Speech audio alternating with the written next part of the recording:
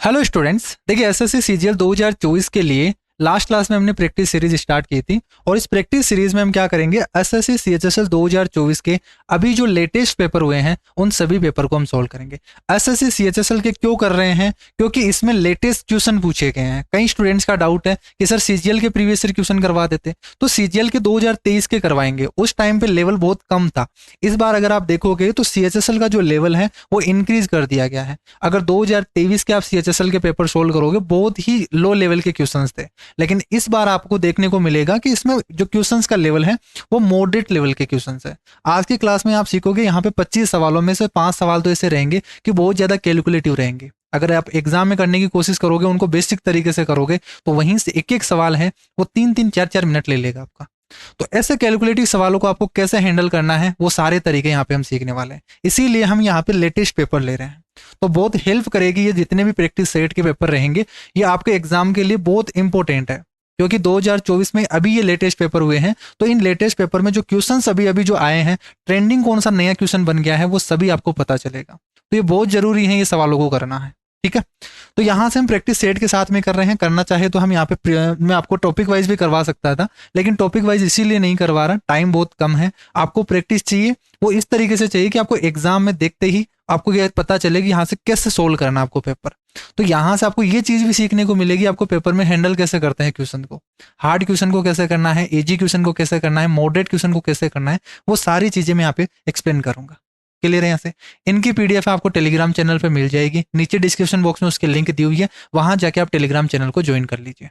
ठीक है, स्टार्ट करते हैं। देखो ज्यादा टाइम वेस्ट करेंगे नहीं, क्योंकि बहुत कम टाइम बचा आपके पास में। इनमें आपका पहला सवाल ये पूछा गया है, देखो एज से पूछा गया है। ये सवाल वैसे यहाँ पे रीजनिंग में पूछा जाता है, लेकिन मैथ में पूछा गया है, तो आप बता दीजिए यहाँ से। और एज के सवालों का आपको बेसिक से करने की जरूरत नहीं है, आप ऑप्शन मेथड से भी कर सकते हो। अगर आपको कुछ भी नहीं पता है, आप ऑप्शन मेथड से लगा सकते हो। देखो ये सवाल है आपके पास, पढ़ो। देखो दो लड़कों में से जो बड़े की उम्र है वो छोटे की उम्र की 3 गुना है। तो यहाँ से पहली कंडीशन तो ये दे दी, यही कंडीशन चेक करोगे, यहाँ पे 3 गुना होना चाहिए बड़ी की उम्र। देखो 15 45, 12 36, 17 51, 18 54, लेकिन चारों ऑप्शन ही क्या हो गए, सेम हो गए क्या? इस तरीके से जो पहली कंडीशन को तो चारों ऑप्शन सेटिस्फाई कर रहे हैं, इसका मतलब ये तो नहीं लगा सकते। दूसरी कंडीशन दे रखी है यहाँ पे कि 9 वर्ष पहले ये छोटे की उम्र है, जो छोटे वाले की उम्र है वो 5 गुनी थी बड़े वाले से। ठीक है, जो बड़े वाले की उम्र है वो क्या है, छोटे वाले से 5 गुनी थी 9 साल पहले। तो आप क्या कर दोगे, सभी ऑप्शन में से 9 कम कर दो और चेक कर लो ये कितने गुना होना चाहिए, 5 गुना होना चाहिए। जैसे इसमें से 9 कम करोगे तो यहाँ से कितना हो गया, 6, और यहाँ कम करोगे तो ये हो गया आपके पास 36। तो क्या ये यहाँ से 9 गुना है क्या? नहीं है, तो ये नहीं होगा। इसमें से 9 कम करोगे 3 हो गया, इसमें से 9 कम करोगे ये हो गया आपके पास 27। क्या ये 5 गुना है क्या? बिल्कुल नहीं है, तो ये भी नहीं होगा। जैसे आपने ये चेक किया यहाँ से, तो इसमें से क्या हम कम करोगे, 9 कम कर दीजिए तो 8 हो गया। इसमें से 9 कम करोगे तो ये कितना बन जाएगा आपका, ये 42 हो गया। क्या ये 5 गुना है क्या? नहीं है।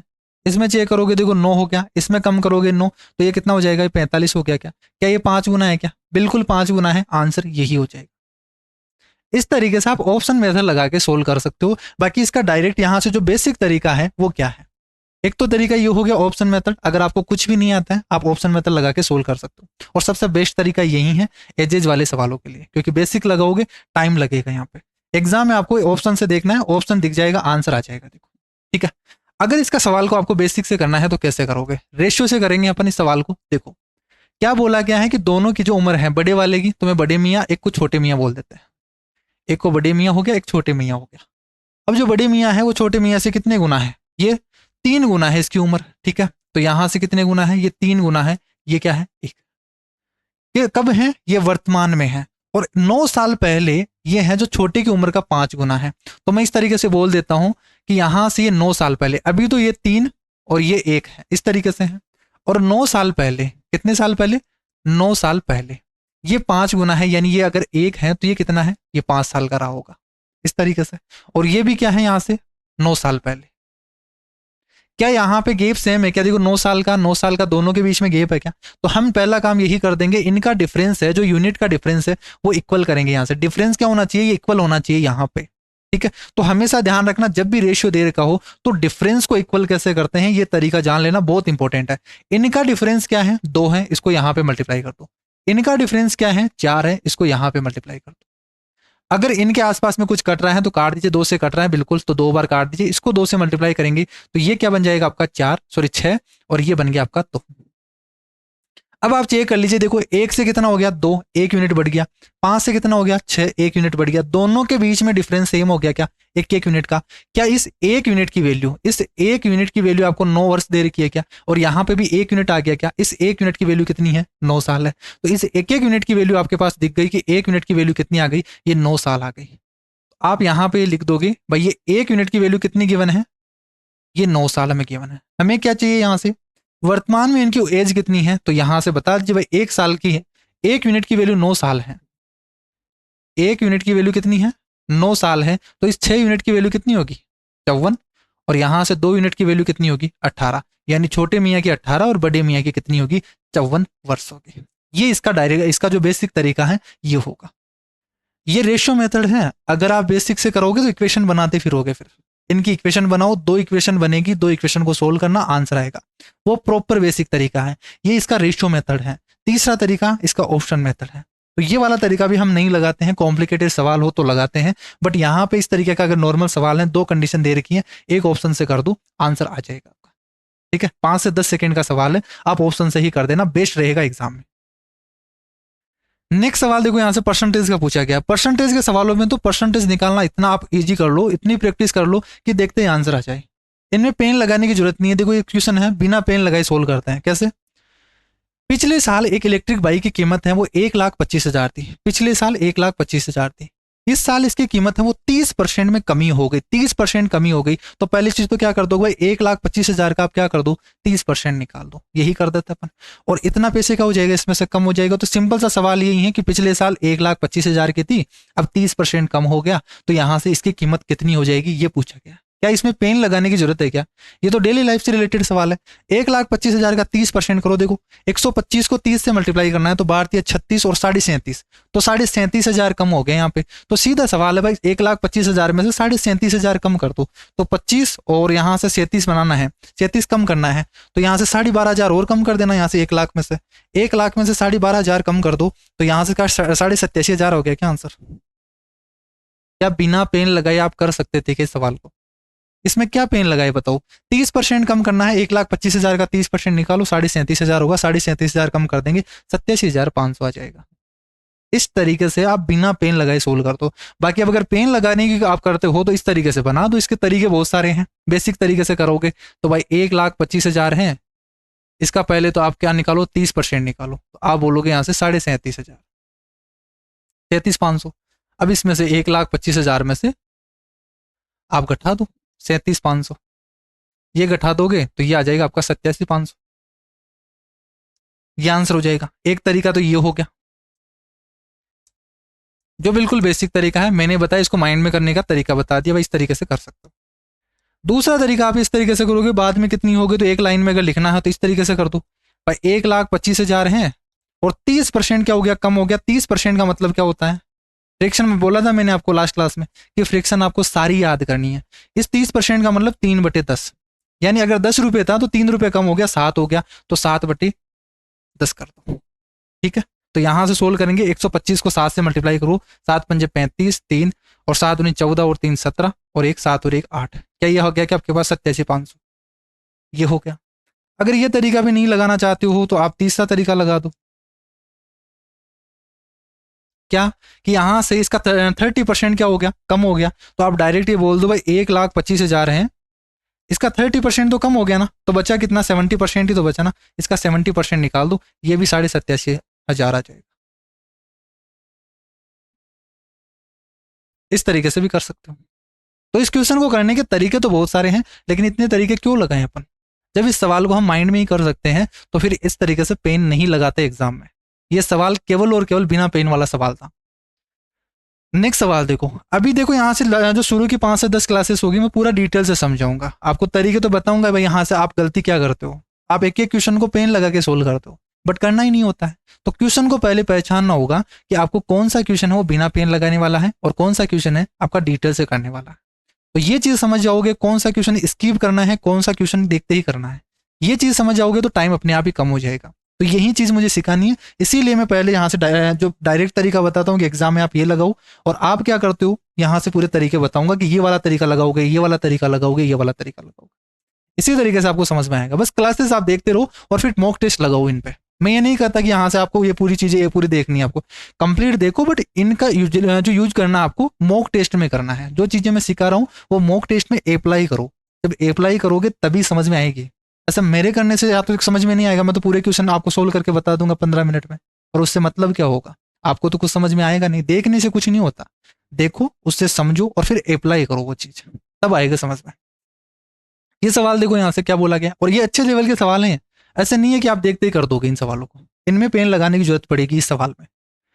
एक आपको दे रखा है सिलेंडर जिसका कर्व सरफेस एरिया और इसका वॉल्यूम, इनके जो संख्यात्मक मान है, न्यूमेरिकल जो वैल्यू है, उनके बीच है वो क्रमशः अनुपात है, वो 2:3 है। तो पहली चीज तो जैसे क्वेश्चन में बोला उसके अकॉर्डिंग लिखो। आप देखो कर्व सरफेस एरिया क्या होता है, आप बोलोगे 2πRh होता है, तो 2πRh ये लिखोगे, 2πRh डिवाइडेड बाई, रेशियो है इसका मतलब डिवाइडेड बाई। इसका वॉल्यूम क्या होता है, πr²h, क्या ये होता है क्या, πr²h। इनका जो रेशियो है वो 2:3 है, 2:3 है। पहली चीज बोल दी यहां से, ये लिख दिया मैंने। फिर बोला है कि यदि सिलेंडर की जो रेडियस है और हाइट का जो रेशियो है वो 3:7 है, जो रेडियस और हाइट इसका जो रेशियो है वो 3:7 है, क्या ये बोल रखा है, ठीक। या मैं यहां से इसी तरीके से बोल देता हूं, रेशियो ही बोल देता हूं मैं, ये 2πRh और πr²h, इनका जो रेशियो है ये आपको दे रखा है 2:3 दे रखा है। पहली लाइन में ये बोला गया, दूसरी लाइन में ये बोला गया। अब यहां से हमसे क्या पूछा गया है कि बेलन का कुल पृष्ठीय क्षेत्रफल बता दीजिए, यानी 2πr r+h। ये काम आपका है, जितने भी फॉर्मूले हैं ये फॉर्मूले आपको याद करना है, ये सारे फॉर्मूले याद करना है। अगर किसी के पास नोट्स नहीं है, नीचे लिंक दी हुई है सभी नोट्स की, क्विक रिवीजन के नाम से एक पीडीएफ आपको मिलेगी नीचे, 51 रुपीज़ में आपको कॉस्ट रहेगी उसकी, वो परचेज कर लेना। ये सारी चीज़ें, जितनी भी इंपॉर्टेंट चीज़ें हैं, इंपॉर्टेंट पॉइंट्स है, फॉर्मूलाज हैं, जितने छोटे छोटे जो तरीके होते हैं, ठीक है, तो ट्रिक बनती है जिनसे, जो छोटे छोटे फॉर्मूला हैं यहाँ पे मैं यूज करूंगा, वो सारे उसमें लिखे हुए हैं। यानी जो चीज़ें आपको रट के रखनी है ना, वो उस 51 वाली पीडीएफ में पूरी चीज़ें मेंशन है, तो वही चीज़ आपको करनी है। तो बस अगर किसी स्टूडेंट ने नहीं बनाए अपने शॉर्ट नोट्स, बस वो नोट्स पढ़ लीजिए, ये सारी चीज़ें आपके अपने आप याद भी हो जाएगी, समझ में भी आ जाएगी। अगर पूरा डिटेल से चाहिए तो उनके डिटेल के नोट्स हैं वो अलग से हैं। 299 वाले अर्थमेटिक के नोट्स हैं, उसमें कंप्लीट है सारे के सारे अर्थमेटिक, जितने भी टाइप वाइज क्वेश्चन हैं, जितने कंसेप्ट हैं, जितने मल्टीपल अप्रोच हैं, वो सारे उसमें मेंशन है, ठीक है। अगर यहाँ पे आपको लिंक नहीं मिलती है तो आप व्हाट्सअप कर सकते हो इस नंबर पे 8740861949, या ऐप डाउनलोड कर लेना आप, ठीक है। इसी नाम से है, मैथ्स विद गजानंद के नाम से है, वो ऐप डाउनलोड कर लेना, उसमें भी आपको ये पेड नोट्स दिख जाएंगे। बस वो काम कर लेना। आपको अगर यहाँ रिवीजन करना है तो क्विक रिवीजन तो आपको लेना ही है, ठीक है, वो आप 51 रुपीज़ पे कर दीजिए, और उसके बाद में आपको सारे जितने मैथ के जितने कंप्लीट इंपॉर्टेंट पॉइंट्स है, फॉर्मूलाज है, बस उनको रट लीजिए आप, उसमें सारी चीज़ें मेंशन है। तो ये चीज़ हो गया आपके पास, ये पहली कंडीशन दे दी है, दूसरी कंडीशन दे दी है, और ये पूछ लिया गया। क्या सिंपल सा यही दे रखा है, देखो यहाँ से। तो आप क्या करोगे, यहाँ से पहली चीज तो हमें क्या दे रखा है, देखो 2πRh और πr²h, तो क्या यहाँ से πRh और πRh, एक r एक्स्ट्रा बच गया, तो यहाँ से क्या रेशियो आ गया भाई, 2:r। इसका रेशियो कितना आ गया, क्या 2:3 आ गया, क्या 2:3 आ गया। देखो r 2 की जगह 2 है, r की जगह क्या है 3 है, तो क्या r की वैल्यू कितनी हो गई, यहाँ पे 3 है, क्या यहाँ पे r की वैल्यू कितनी हो गई, 3 हो गई। और यहाँ पे भी क्या दे रखा है कि अगर r 3 है तो h क्या होगा, 7 होगा, तो क्या h की वैल्यू हो गई क्या, यानी r अगर 3 है तो h क्या होगा, 7 होगा। क्लियर है, तो यही पुट कर दोगे आप यहाँ से, तो r की वैल्यू 3 और यहाँ से h की वैल्यू क्या हो जाएगी, 7 हो जाएगी। पुट कर दीजिए यहाँ से 2π, r की वैल्यू 3 और r प्लस h करोगे 7 और 3 10 हो गया, 30 30 दूना 60 पाई आ गया आंसर। इस तरीके से आप कर दोगे जैसे क्वेश्चन ने बोला है उसके अकॉर्डिंग किया। पहली कंडीशन, ये संख्यात्मक मान है उनके बराबर दे रखे हैं, उनके संख्यात्मक मानों के बीच का जो रेशियो है ये दे दिया, तो यहाँ से 2:r हो गया। r = 3 है, तो r = 3 है, तो h = क्या है, 7 है। सेटिस्फाई कर रहा है पूरा का पूरा, यानी r 3 है और h क्या है, 7 है। तो यहाँ पे पुट कर देंगे और आ जाएगा आपका 60 पाई, ठीक है। नेक्स्ट सवाल देखो यहाँ से, ये कई सालों बाद में पूछा गया, ये सवाल 2010 के बाद में कभी पूछा ही नहीं गया है। ये जो सक्सेसिव आपका दे रखा है ना, सक्सेसिव डिवीजन का, ये मेंस में पूछा जाता था पहले, इस बार आपका CHSL में पूछा गया है और लगभग 5-6 सालों के बाद में पूछा गया है। ये नया सवाल है, तो ये इसके आने के चांस हैं CGL में। इस टाइप के अगर एग्जामिनर क्वेश्चन बनाया है, इसका मतलब है आने वाले एग्जाम में भी इस टाइप के सवाल आपको देखने को मिलेंगे। नया सवाल है ये। देखो यहाँ पे सक्सेसिव डिवीजन है, तो यहाँ से ध्यान रखना, इस टाइप का सवाल है ये। मेनली जो मेन टाइप का जो सवाल बनता है ना, यही बनता है आपका। इसमें क्या होता है, देखो आपके पास क्या बोला गया है कि find the number when successively divided by 3, 5, 7 leaves remainder 2, 1 and 3 respectively and the last question is 3। कि वह संख्या बता दीजिए जिसमें क्रमिक रूप से 3, 5 और 7 से विभाजित किया जाए तो शेषफल है वो 2, 1, 3 बचता है और अंतिम जो भागफल होता है ना वो 3 होता है। ठीक है, तो यहां से जब भी इस टाइप का सवाल आए आपको क्या करना है, देखो 3 दे रखा है तो 3 बार आप इस तरीके से बना दो, आप इस तरीके से बना दो, ये हो गया। इसमें आपको क्या करना है, देखो यहां पे 3 संख्याओं से तो भाग देना है, कौन कौन सी, 3, 5 और 7 से, उनको यहां पे लिख दो आप। इनको लेफ्ट साइड में लिखना है, तो जिनसे भाग देना है उनको 3, 5 और 7। यहां पे बीच में भागफल आता है, जो भी हम भाग देते हैं, ठीक है, उन पे जो भागफल आएगा वो। और यहां पे रिमाइंडर कितना बचता है, 2, 1 और 3 बचता है, उसको यहां पे लिख दो। यहां पे रिमाइंडर लिखना है, ठीक है, 2, 1 और 3। ठीक, और यहां पे होगा क्वोशंट आपका, जो भागफल आता है वो। तो लास्ट में भागफल कितना आया, 3, उसको यहां पे, ये हो गया भागफल 3। क्या क्लियर है क्या? अगर आपको यहां पे पता हो, भाई जब हम भाग देते हैं, ठीक है, ये होता है आपका भाजक, यहां होता है आपका भागफल, ये होता है भाज्य, और ये होता है यहाँ पे शेषफल। क्या ये होता है क्या? ठीक है भाई, डिविडेंड, डिविजर, क्वोशिएंट, तो मैं इसको छोटा बना देता हूं डी। भाई डिविडेंड, डिविजर, क्वोशिएंट और रिमाइंडर, ये इस तरीके से है। तो आपको यहाँ पे रिलेशन पता है क्या, भाई जो भाज्य होता है वो क्या होता है, इनका मल्टीप्लीकेशन प्लस रिमाइंडर, यही तो होता है।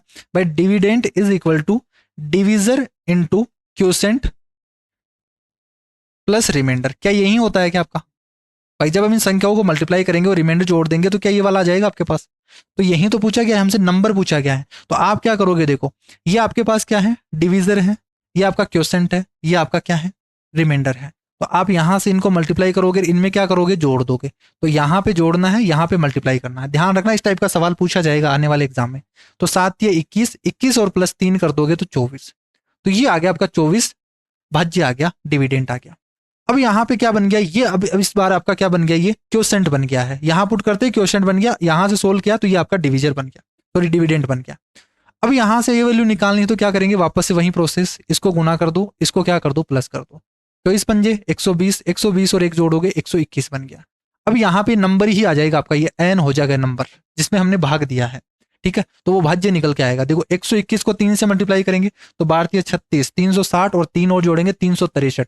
363 में आप 2 जोड़ दीजिए, तो 363 में 2 जोड़ेंगे तो 365 बन गया। ये आ गया आंसर इसका। इस तरीके से आपको करना है। क्लियर है क्या यहाँ से? तो जब भी इस टाइप का सवाल आए, यहां से इसी तरीके से आप डिनोट करना है। ये चीजें आप रिमाइंडर इस तरफ लिखोगे और इसको ऊपर की तरफ लिखते चलोगे, नंबर आ जाएगा। इसका उल्टा भी दे सकता है एग्जामिनर कि यहाँ पे क्वेश्चन दे दे, भाई ये नंबर है, इसको सक्सेसिवली 3, 5 और 7 से डिवाइड किया जाता है तो रिमाइंडर 2, 1, 3 आ जाता है। तो बताइए यहाँ पे क्वेश्चन क्या होगा लास्ट में। तो हमसे क्वेश्चन पूछा जा सकता है। ठीक है, उल्टा भी पूछा जा सकता है और यहां से इस तरीके से भी पूछा जा सकता है। तो आंसर इसका क्या आ जाएगा, 365 आ जाएगा। नेक्स्ट सवाल देखो यहाँ से, ये अच्छा सवाल है आपका, ये आपका ज्योमेट्री से पूछा गया है। और मैंने बोला था कि ज्योमेट्री है वो बहुत इंपॉर्टेंट टॉपिक है। और इसमें जो टॉपिक इंपॉर्टेंट रहेगा, एक तो सर्कल और एक जो साइक्लिक क्वाड्रिलेटरल है, सर्कल का ही पार्ट होता है ये, तो ये साइक्लिक क्वाड्रिलेटरल है। ये मोस्ट इंपॉर्टेंट टॉपिक है ज्योमेट्री के। तो ज्योमेट्री आपको करके जानी है 100%। ज्योमेट्री से सवाल आते हैं 2 से 3 सवाल, और ज्यादातर जो सवाल आते हैं वो सर्किल से आते हैं, एक टेंजेंट थ्योरम से और एक यहाँ से साइक्लिक क्वाड्रिलेटरल से। ये मेनली बहुत ज्यादा पूछे जाते हैं इसमें सर्किल में भी। अब देखो क्या बोला गया है, एक सर्किल है, सर्किल में क्या बोला गया है कि यहाँ पे ए बी सी डी एक साइक्लिक क्वाड्रिलेटरल है। ए को सी डी के समांतर खींचा गया है, जो ए है वो सी डी के समांतर है। तो मैं इस तरीके से बना देता हूं कि ये ए है, ए और ई, ये क्या है, इस सी डी के समांतर है, ये सी डी के समांतर है। और ए बी सी डी है साइक्लिक क्वाड्रिलेटरल, ये ई नहीं है, यहाँ पे ध्यान रखना, ए बी सी डी है। फिर क्या बोला गया है यहाँ से कि बी ए को एफ तक बढ़ाया गया है। अब बी ए को एफ तक बढ़ाया गया, बी कहाँ में पता ही नहीं है, यहाँ पे बी कहाँ होगा, भाई यहाँ पे होगा या यहाँ पे होगा या यहाँ पे होगा या यहाँ पे होगा, हमें नहीं पता अभी तक।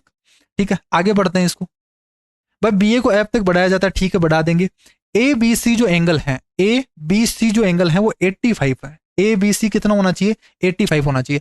अगर मैं यहां से इस तरीके से छोटा सा बना दूं, इस तरीके से एबीसी बना दूं, क्या ये 85 होगा, क्या नहीं होगा ना ये 85, तो ये नहीं होगा फिर।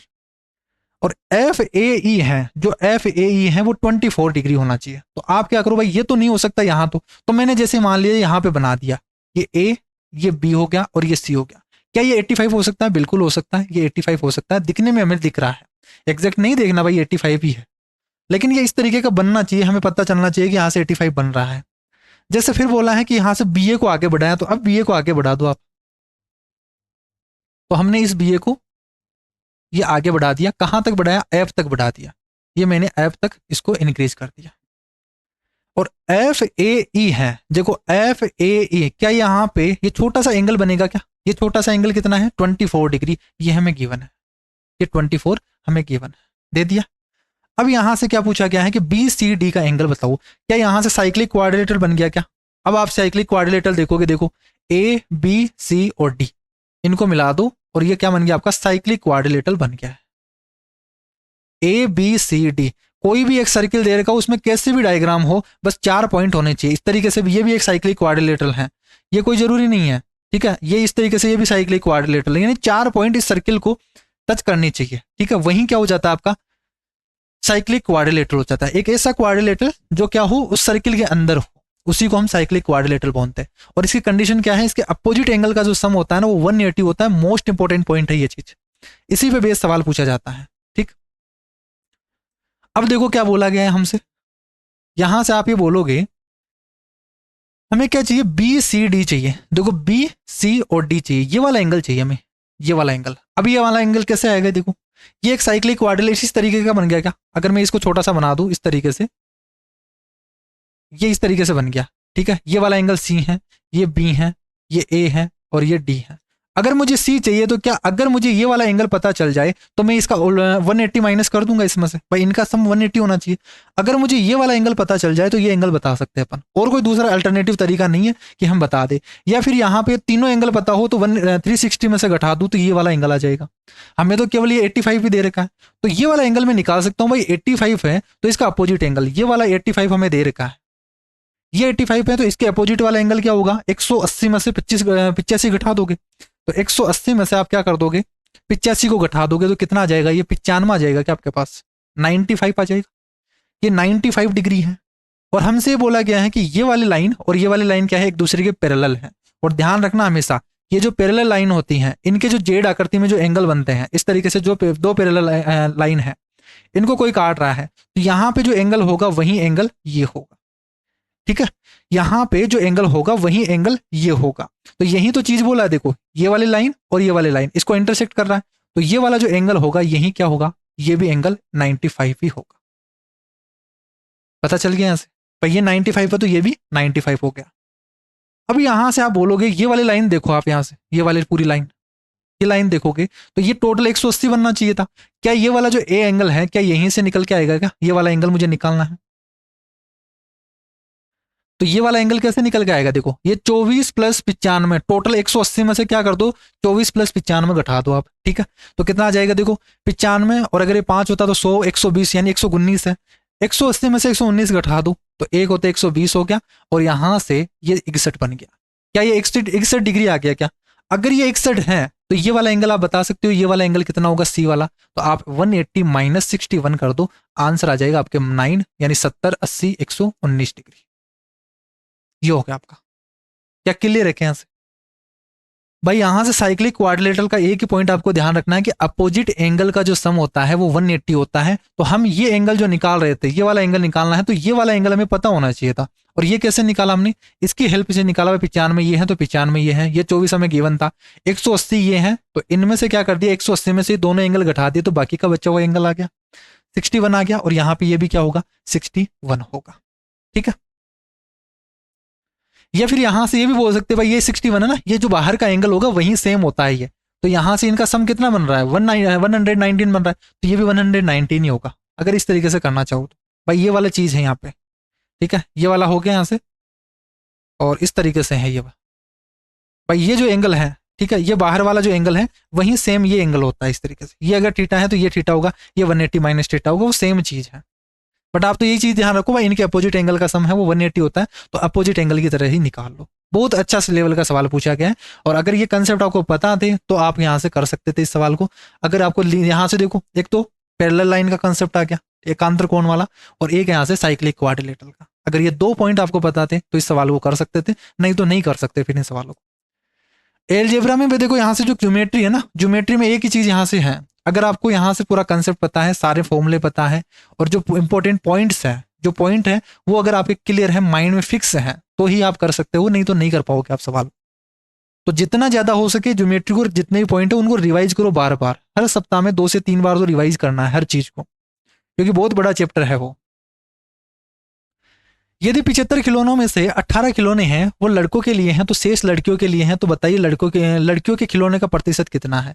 अब इसको क्वेश्चन को देखो, यहाँ से 18 बट्टे भाई 18 खिलौने लड़कों के हैं, तो बाकी के बच्चे लड़कियों के होंगे। तो मैं यहाँ से इस तरीके से बोल सकता हूँ, भाई यहाँ से 18 है, वो कितना परसेंट है 75 का, इंटू 100 करोगे परसेंटेज के लिए, 25 चौक 100 और 25 75, 3 6 18, कितना आ गया यहाँ से 6 चौका 24%। तो अगर लड़कों का 24% है तो बाकी का 100 में से 24 घटा दो, कितना आ जाएगा यहाँ से, तो आप बोलोगे 24 से घटा दोगे 76% आ गया। क्या इस सवाल में पेन लगाने की जरूरत थी क्या? केवल आपको परसेंटेज देखना है, 18 है वो 75 का कितना परसेंट है, ठीक है। तो 24% है, तो बाकी का बचा हुआ क्या होगा, गर्ल्स का होगा। या फिर ऐसे भी निकाल दो, 75 में से 18 घटा दो आप, और फिर वो लड़कियां का हो जाएगा, उसका 75 से परसेंटेज देख लो कितना परसेंट है। ये मैंने बोला था यहाँ से हर शिफ्ट में देख लेना, यहाँ से एवरेज का फिक्स है, ये सवाल आएगा एवरेज का, एवरेज स्पीड से एक सवाल फिक्स होता है, चाहे किसी भी एग्जाम की आप प्रिपरेशन कर रहे हो, आएगा सवाल। देखो क्या बोला गया है, 110 मील है वो 55 मील से, और मैंने क्या बोला, एक लाइन में इसको लिखना है। एवरेज स्पीड क्या होता है, total distance upon total time.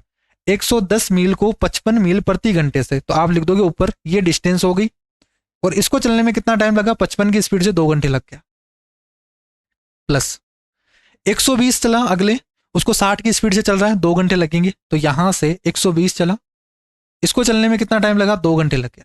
Distance upon time साथ के साथ ही लिखते चल रहे हैं। फिर वहां अगले 60 मील को 1 घंटे में चलता है, इसने 1 घंटा खुद ही दे दिया और डिस्टेंस दे दिया, तो अगली 60 मील को 1 घंटा लगता है, ये 1 घंटा लग गया। क्या total distance upon total time आ गया क्या, एक लाइन में हमने लिख दिया। जोड़ देंगे यहाँ पे कितना बन गया, 200, 280, 290,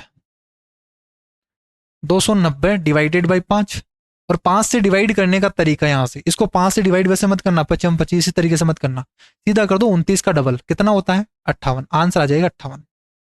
ये आ गया आंसर। ध्यान रखना, किसी भी संख्या को अगर आपको किसी भी संख्या को अगर 5 से डिवाइड करना है, किसी भी संख्या को अगर 5 से डिवाइड करना है, इसका आप क्या कर दो, डबल कर दो, इसका डबल कर दोगे और यहाँ पे पॉइंट लगा दोगे, 10 से डिवाइड कर दोगे। जैसे ये कैलकुलेशन ट्रिक है, जैसे मुझे यहां से मान लीजिए आपको करना है डिवाइड 36 से, डिवाइड 36 को डिवाइड करना है 5 से, 36 को डिवाइड करना 5 से, तो मैं क्या करूंगा 36 का डबल कर दूंगा, 36 जो है 72, और एक पॉइंट लगा देंगे, 10 से डिवाइड करने का मतलब पॉइंट लगा दिया, आंसर आ गया। जैसे मुझे मान लीजिए किसी संख्या को 83 को डिवाइड करना है 5 से, तो इसका डबल कर देंगे यहाँ से, 8 दूनी 16, 3 दूनी 6, और पॉइंट लगा देंगे, आंसर।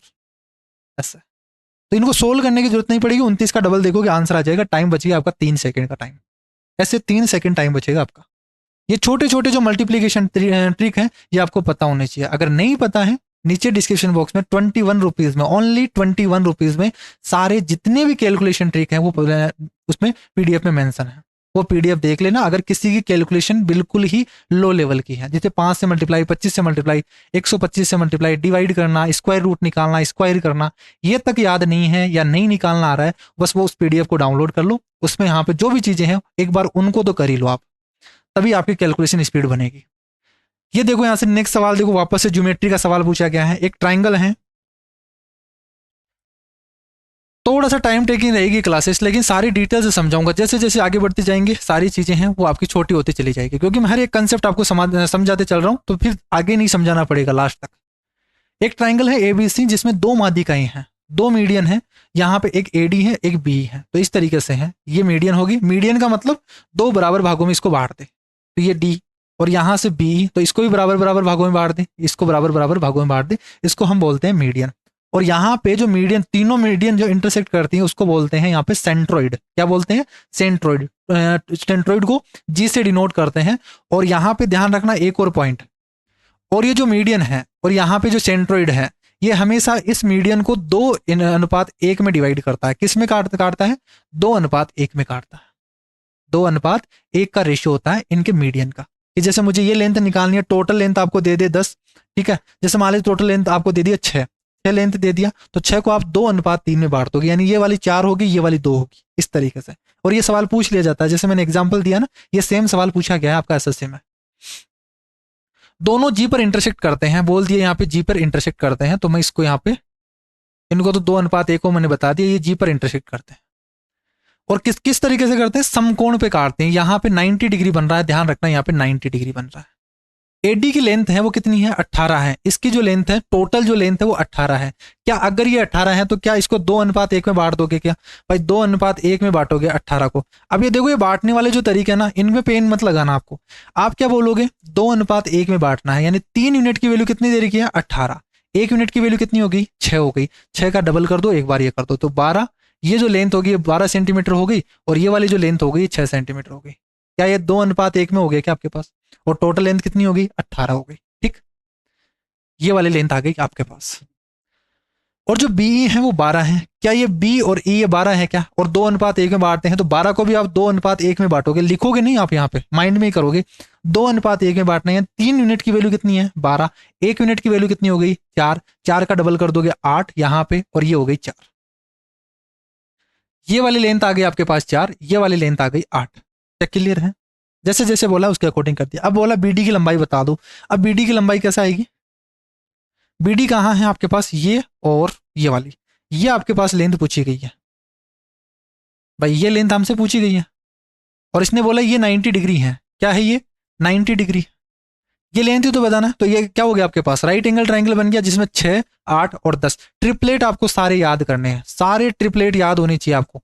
आज की क्लास का होमवर्क, आज की क्लास का जो होमवर्क है वो यही है। आपको जितने ट्रिपलेट पता हो वो सारे गूगल पे सर्च कर लेना, सारे के सारे ट्रिपलेट, वो सारे ट्रिपलेट आपको याद करने हैं। जैसे यहाँ पे 3, 4, 5 बेसिक सा है, 3, 4, 5, इसी का डबल कर दोगे तो 6, 8, 10, इस तरीके से इसका मल्टीपल तो चलता ही रहेगा। ठीक है, जैसे 5 गया यहाँ से, 5, 12, 13 का ट्रिपलेट होता है। ठीक है, और यहाँ से इन्हीं में जितने भी ट्रिपलेट होते हैं ना, ठीक है, सारे के सारे ट्रिपलेट याद होने चाहिए आपको। जैसे कोई भी ट्रिपलेट आ गया 5 यहाँ से, 40, 41, 49 का भी होता है एक तरीके से। और यहाँ पे और कौन सा होता है? 8, 15, 17 का भी होता है क्या? 8, 15, 17 हो गया यहाँ से, और 6, 8, 10, 5, 12, 13, 8 ये हो गया। इन्हीं के मल्टीपल में चलेंगे। जैसे 6, 8, 10 हो गया, इसका 3 गुना करोगे आप तो 9, और 4 तिया 12, और 5 तिया 15, ये 9, 12, 15 हो गया। इस तरीके से जितने भी ट्रिपलेट हैं वो सारे ट्रिपलेट आपको पता होने चाहिए। क्लियर है क्या? जैसे आपके पास ट्रिपलेट दिख गया, आंसर आ जाए। क्यों इंपॉर्टेंट है? क्योंकि जैसे यहाँ पे राइट एंगल ट्राइंगल है तो पाइथागोरस थ्योरम लगाने की जरूरत नहीं पड़ती। ये 6, 8 और ये 10 हो गया, ये 6, 8, 10 हो गया, इस तरीके से। तो हम ये सोल्व नहीं करेंगे, सीधा दिख जाएगा, आंसर आ जाएगा, इसलिए टाइम बच जाता है। आंसर इसमें क्या आ जाएगा? 10 आ जाएगा। नेक्स्ट सवाल देखो, ये बहुत अच्छा सवाल है, यहाँ से सिंप्लीफिकेशन पे बेस्ड सवाल है, और मैंने बोला था एक सवाल हमेशा आता है इस तरीके से। कैसे करोगे? देखो यहाँ से, ये सवाल बहुत ज्यादा कैलकुलेटिव है। देखो 4/7 है इनटू, पहले तो यहाँ पे सभी को सोल्व करो, देखो सही से लिखो भाई। 4/7 इनटू 4 दूनी 8 और 1 9/2 लिख दो, डिवाइडेड बाई 5 तिया 15 और 1 16 डिवाइडेड बाई 3, यहाँ पे ऑफ लिखा हुआ है। 2 दूनी 4 और 1 5/2 हो गया, माइनस 7/8 56, 56 और 7 जोड़ोगे तो 63 डिवाइडेड बाई 8 हो गया, डिवाइडेड बाई 9 पंजे 45 और 1 46 डिवाइडेड बाई 9 बन गया, ऑफ। और यहां से हो गया 180, 189 डिवाइडेड बाई 20 बन गई, और प्लस 1/2। क्या ही हो गया क्या? अब और प्लस और माइनस को एज इट इज रख दो, बाकी के जितने भी हैं उन सभी को सोल्व कर दो आप। देखो यहां से, अगर यहां से सबसे पहले किसको सोल्व करेंगे? ऑफ को सोल्व करेंगे, तो यहाँ ऑफ का मतलब मल्टीप्लाई कर दो। मल्टीप्लाई करेंगे तो क्या बनेगा? देखो 2 से काट देंगे 8 बन जाएगा। अभी कुछ नहीं कट रहा, तो 8 पंजे 40 डिवाइडेड बाई क्या बन गया? 3 बन गया। ये बन गया 40 डिवाइडेड बाई 3। क्या ये बन गया क्या आपके पास? यहाँ पे माइनस है। अब ये 40/3 हो गया। क्या डिवाइड को सोल्व करोगे? क्या डिवाइड को सोल्व करने का मतलब इसका उल्टा कर दो, तो 40/3 जो लिखा हुआ है उसका 3 उल्टा कर दो, 3/40 लिख दो। क्या ये सोल्व हो गया क्या आपके पास? क्लियर है? ये सभी का सभी क्या हो गया? मल्टीप्लाई में हो गया। इन सभी को सोल्व कर लो आप। तो देखो 4 से काटेंगे तो ये 10 बार चला गया। आगे कुछ कट रहा है क्या? कुछ ही नहीं कट रहा, तो आप लिख दोगे 9 तिया 27 डिवाइडेड बाई 7 दूनी 14 और 140। क्या ये सोल्व हो गया? माइनस का माइनस, यानी जो भी चीजें हैं माइनस और प्लस के अलावा सारी चीजें एक साथ ही सोल्व कर दोगे।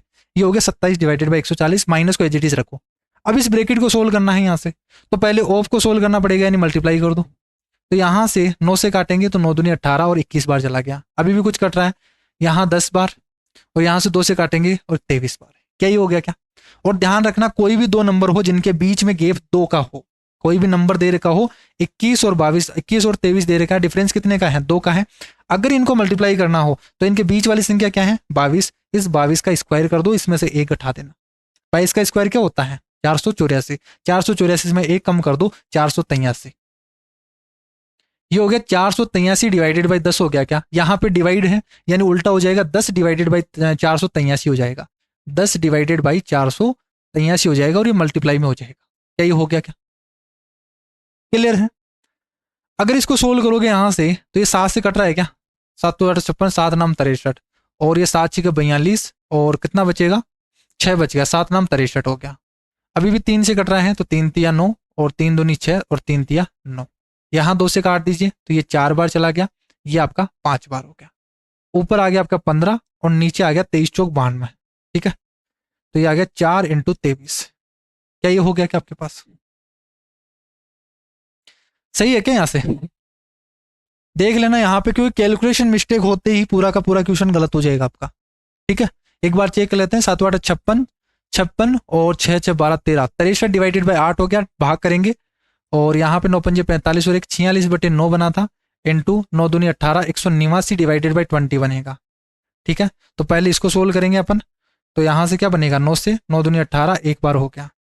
यहाँ से सोल्व करेंगे 2 से तो 23 दूना 46, 483 डिवाइडेड बाई 10 बन गया, तो 10 डिवाइडेड बाई 483 बन गई है। उल्टा करेंगे तो ये बन गया, और यहाँ पे क्या बना था? ये 63 डिवाइडेड बाई 4 बनना था, इसको हमने सोल्व कर ही लिया।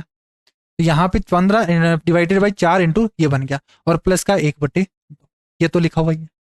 ये हमने पूरा सोल्व कर दिया, ये हमने सोल्व कर दिया, ये प्लस का 1/2, प्लस और माइनस को एच रखना है, पूरा सोल्व कर देना है। अब यहाँ से सोल्व कर दो, देखो इसको अब सोल्व करना है यहाँ पे, क्योंकि यहाँ पे अब कोई शॉर्टकट तरीका है ही नहीं इस क्वेश्चन को सोल्व करने का। कोई अल्टरनेटिव तरीका नहीं है कि हम डायरेक्ट तरीका लगा दें, ये कैलकुलेशन करनी ही पड़ेगी। अब यहाँ से आप देखोगे तो एलसीएम लोगे, एलसीएम कितना आएगा? देखो यहाँ से 23 तो आना ही है, प्लस 140 में ले लूँ तो 140 में 4 भी आ जाएगा, 2 भी आ जाएगा, सब कुछ ही आ गया, यानी नीचे जो डिनोमिनेटर रहेगा उसमें ये आएगा। तो 14 × 42, 4 और 14 दूना 28, और 28 और 4 जोड़ोगे तो 32। क्या ये आएगा क्या आपके पास? 14 × 42, 4, 14 दूना 28, 28 और 4 32। क्या नीचे 32 20 आएगा? इसमें से यहाँ से 32 20 तो कोई नहीं है। क्या इनका आधा करके यहाँ से कुछ ना कुछ जैसे कटेगा, यहाँ से तो कटने के बाद में भी कुछ आएगा क्या? यहाँ से आप 2 से डिवाइड करोगे तो 1610 बन रहा है। क्या ऑप्शन में दिख रहा है क्या 1610? ये दिख गया, यहाँ से आंसर कर दोगे ये वाला। आप इसी तरीके से टाइम बचा सकते हो, बाकी इसका कोई अल्टरनेटिव तरीका नहीं है। आप यहाँ पे सोल्व जब करोगे तो क्या करोगे? देखो 140 से डिवाइड कर दिया, अब 27 को 23 से मल्टीप्लाई करो यहाँ पे, फिर यहाँ पे 23 और 4 हैं, 23 और 4 हैं, तो यहाँ से 35 को 15 से मल्टीप्लाई करो, यहाँ पे 2 से काटेंगे, 23 और 70 से मल्टीप्लाई करके लिखो, और फिर इनको सोल्व करेंगे, तब यहाँ पे कट के आएगा ये सवाल। बहुत ज्यादा कैलकुलेटिव है, अगर एग्जाम में करोगे तो यही सवाल आपका 2 से 3 मिनट खा जाएगा पूरा का पूरा। इस टाइप के सवाल को देखते ही छोड़ देना है पहले अटेम्प्ट में। अगर यहाँ पे दिख गया कि ये टाइम लेगा, क्योंकि पहले सिंप्लीफाई करने में ही टाइम दिख रहा है कि यहाँ पे 5 से 7 सेकंड तो यहीं लग जाएंगे, तो इस टाइप का कोई भी सवाल दिख जाए, इनको देखते ही छोड़ देना है, करना ही नहीं। आपको देखा, टिक कर दो आगे, 1 सेकंड में स्किप कर दो उसको। ये स्किप करने का तरीका है क्वेश्चन को। देख लिया यहाँ पे कि ये जो सवाल है ये टाइम लगेगा आपका 100% है। ऑप्शन देख लिया, बहुत ज्यादा डरावनी है, नीचे भी सोल्व करोगे तो इतना बड़े कैलकुलेशन तो करनी पड़ेगी ना। कैलकुलेटिव सवाल है, दिख गया हमें, स्किप कर दो 1 सेकंड में। जब टाइम बचेगा तो सोल्व करेंगे, नहीं तो करेंगे नहीं। क्योंकि अगर ये 4 मिनट आप शुरू वाले अटेम्प्ट में ही लगा दोगे, ये 4 मिनट आपने लगा दिया, अगर मान लीजिए आप 20-20 सेकंड से सोल्व कर रहे हो तो 1 मिनट में 3 क्वेश्चन सोल्व कर लेते, और यहाँ पे 4 मिनट में तो कितने 12 क्वेश्चन सोल्व कर लेते आप। लेकिन ये एक सवाल खा गया और 12 मिनट के, यहाँ 12 क्वेश्चन आपके चले गए पूरे के पूरे। फिर कैसे सोल्व करोगे पूरे पेपर्स में? अगर इस तरीके के सवाल अगर छूट भी जाए तो वो सभी स्टूडेंट्स के छूटेंगे, कोई आपके नहीं छूटेंगे। अगर हार्ड क्वेश्चन होगा वो सभी के लिए होगा, ऐसा तो है नहीं कि आपके लिए नहीं होगा। भाई आप ही के लिए एडवांस जो क्वेश्चन है वो हार्ड दिया गया है। अगर मान लीजिए आपने पेपर दिया, पहला क्वेश्चन ही ये आ गया और आप बैठ गए यहाँ पे 5 मिनट लगा दिया आपने, 5 मिनट जैसे ही लगाया आप समझ गए ये पेपर तो बहुत ज्यादा हार्ड है, और हार्ड होते ही क्या कर दिया, पूरी हिम्मत ही तोड़ दिया आपने, हिम्मत तोड़ दी और आपने क्या किया, धीरे धीरे कर रहे हो, अब गया ये तो साल पूरा का पूरा बर्बाद हो गया, एक क्वेश्चन से पूरी साल बर्बाद हो गई फिर आपकी।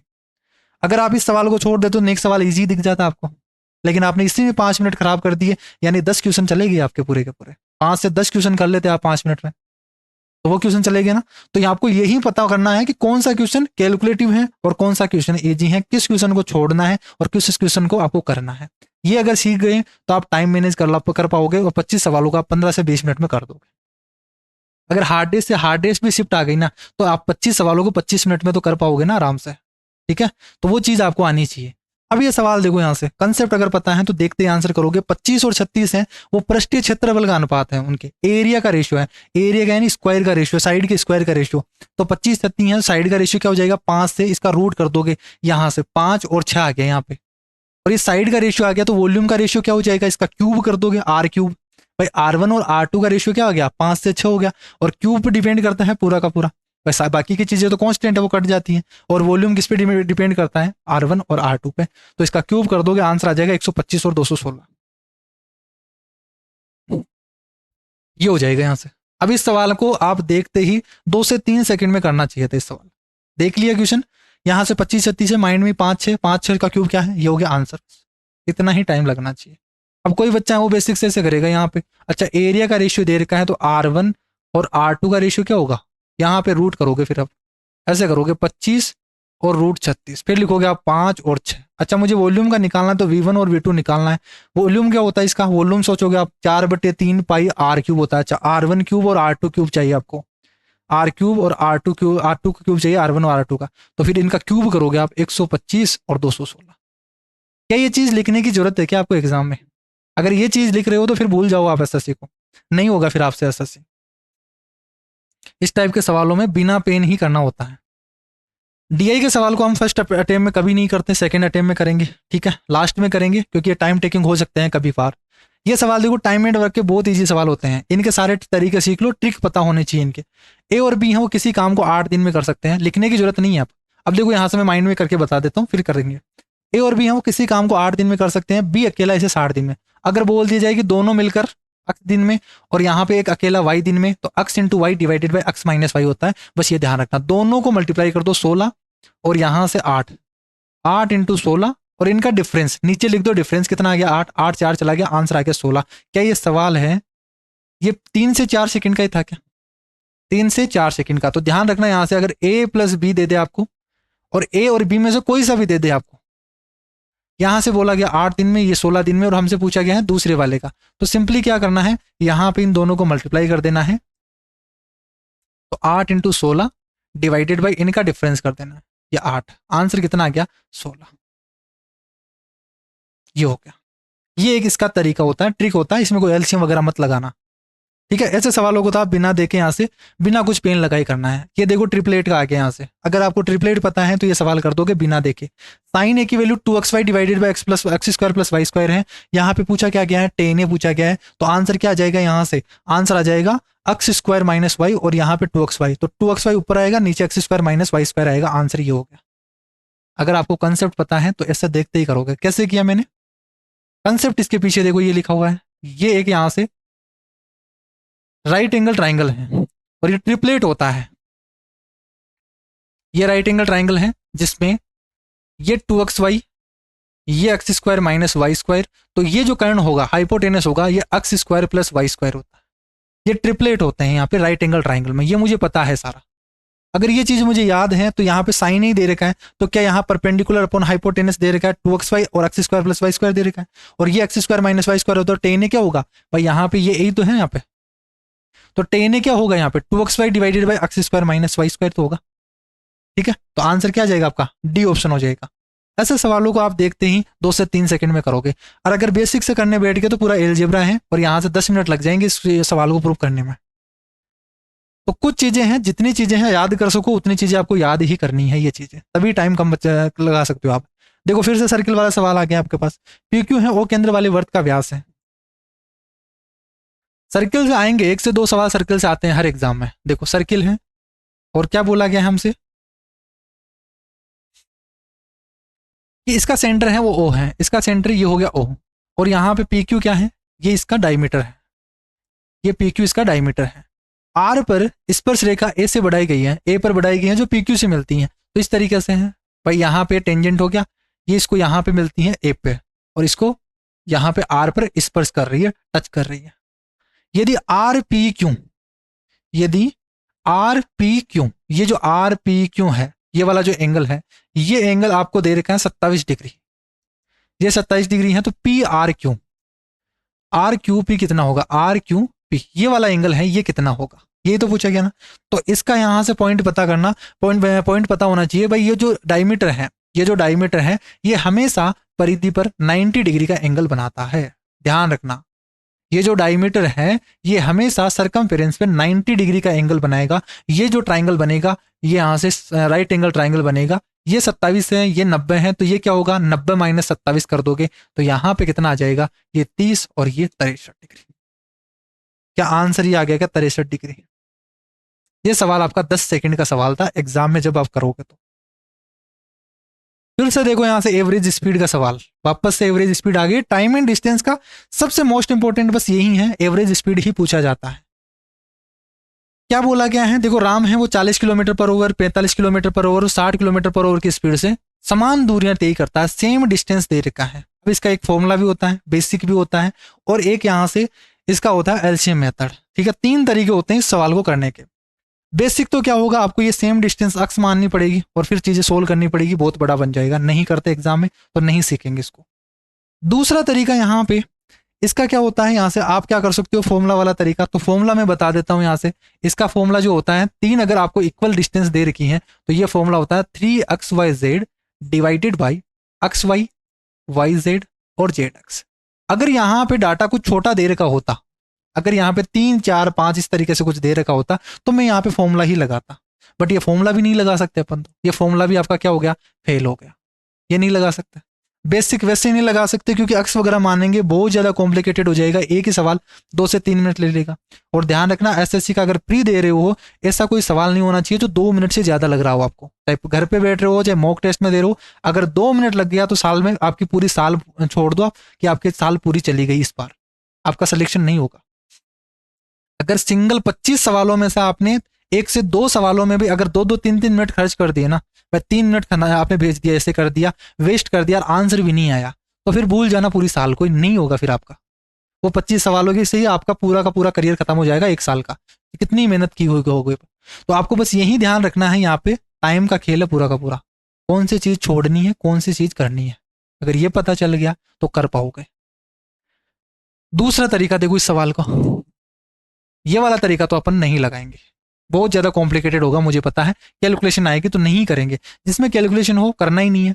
फिर क्या बोलोगे, भाई देखो यहाँ पे आपको क्या दे रखा है, ये 40 दे रखा है, ये 45 दे रखा है दूसरी स्पीड, और तीसरी स्पीड है 60 दे रखी है। तो हम एक कांस्टेंट स्पीड मानेंगे इनकी एलसीएम, इनका एक एलसीएम मानेंगे, जो डिस्टेंस बोलेंगे भाई ये निश्चित जो डिस्टेंस बोला इसने, सेम जो डिस्टेंस बोला है उस डिस्टेंस को मान लेते हैं। इनका एलसीएम निकालने का तरीका अब ये सीखना होगा आपको, कैसे निकालेंगे। अब वो बच्चों की तरह मत निकालने बैठ जाना, कैसे करोगे, सबसे बड़ी संख्या देखो यहाँ से 60, तो मैं 60 को क्या लिख सकता हूँ भाई, 15 चौक 60 लिख सकता हूँ क्या। अब इस नंबर को आपको क्या करना है, इन बाकी के नंबर से डिवाइड करना है, तो अगर कुछ चीजें कमी हो रही है उसमें ऐड कर दो, अगर बाकी है तो कोई दिक्कत नहीं है। जैसे 45 है तो 45 में 15 दिए 45 होता है, तो 15 तो पहले से ही है, 3 और चाहिए तो 3 से मल्टीप्लाई कर देंगे, हो गया 15 दिया 45। इसमें अगर 40 से डिवाइड करना है, देखो 4 भी हैं और 5 भी हैं, क्या 20 तो है कि इसमें 2 नहीं है, 2 से और मल्टीप्लाई कर दो, ये एलसीएम हो गया आपका, सोल्व कर लेना आप, ये एलसीएम हो गया, यही डिस्टेंस होगी, यानी जो सेम डिस्टेंस है वो इतनी है। ठीक, अब यहां से आप बता दोगे टाइम कितना लगेगा। इस सेम डिस्टेंस को अगर वो 40 से चलेगा, देखो 40 से डिवाइड करना है, इसको सोल्व मत करना कभी भी, 40 से डिवाइड करना है तो 40 बनाना, देखो कितना बनेगा, 4 दूनी 8, 8 पंजे 40, तो 3 दिया 9, यहाँ पे 9 घंटे लगेंगे इसको। 45 से है तो 15 दिया 45, 15 और 3 हो गया 45, 4 दूनी 8 बच गया, ये 8 आ गया, 15 चौके 60 हो गया, 3 दूनी 6, यहाँ पे 6 घंटे लग रहे हैं, ये वाला हो गया। यानी सोल्व नहीं करना आपको, बस यहाँ पे कितना आ गया 60 है तो 15 चौक 60, 3 दूनी 6 हो गया। क्या ये टाइम आ गया क्या, टोटल कितना आ गया यहाँ से, 8 और 9 17, 17 और 6 जोड़ोगे तो 23 घंटे। क्या यहाँ पे 23 घंटे लग रहे हैं क्या, इनको टोटल टाइम 23 घंटे लग रहे हैं। टोटल डिस्टेंस कितनी है, तो ये एक डिस्टेंस है, तो यहाँ पे एवरेज स्पीड क्या हो जाएगी, total distance upon total time, ये तो एक ही डिस्टेंस है, इसको 3 से मल्टीप्लाई करना है आपको। तो 15 इंटू 4 यानी मल्टीप्लाई कर दो, देखो 15 चौक 60 और 6 दूनी 12, 120, 120 का ट्रिपल करोगे 12 36, 360, 360 को 3 से मल्टीप्लाई करोगे, ये कितना हो गया आपका 360 हो गया, 360 किलोमीटर। ये एक डिस्टेंस है 360 किलोमीटर। इस 360 किलोमीटर को 40 की स्पीड से, फिर 360 को 45 की स्पीड से, फिर 360 को 60 की स्पीड से चलता है। तो सेम दूरी कितनी हो गई डिस्टेंस, ये इतनी हो गई, डिवाइडेड बाय टाइम कितना हो गया 23 हो गया। 36 दिया कितना हो गया 108 हो गया, 1080 डिवाइडेड बाय 23 हो गया। सोल्व करोगे 23 चौक 92, 23 पंजे 15, तो 4 के समथिंग आएगा, पहला डिजिट 4 ही है, एक ऑप्शन दिख गया, ये हो गया आंसर। आगे सोल्व ही नहीं करेंगे अपन, आगे इसको सोल्व नहीं करेंगे, केवल ये 4 दिख गया, 6 6 6 9 दिख रहा है, ऑप्शन क्या दिख रहा है 4 वाला होगा, आंसर ये आ गया। आगे सोल्व नहीं करते अपन इसको।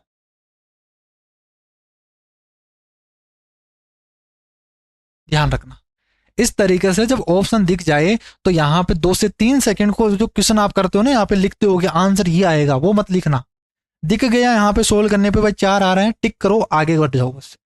हर एक क्वेश्चन में आपको टिक करने के भी 2 से 3 सेकंड बचाने हैं, ठीक है, तभी टाइम बचेगा।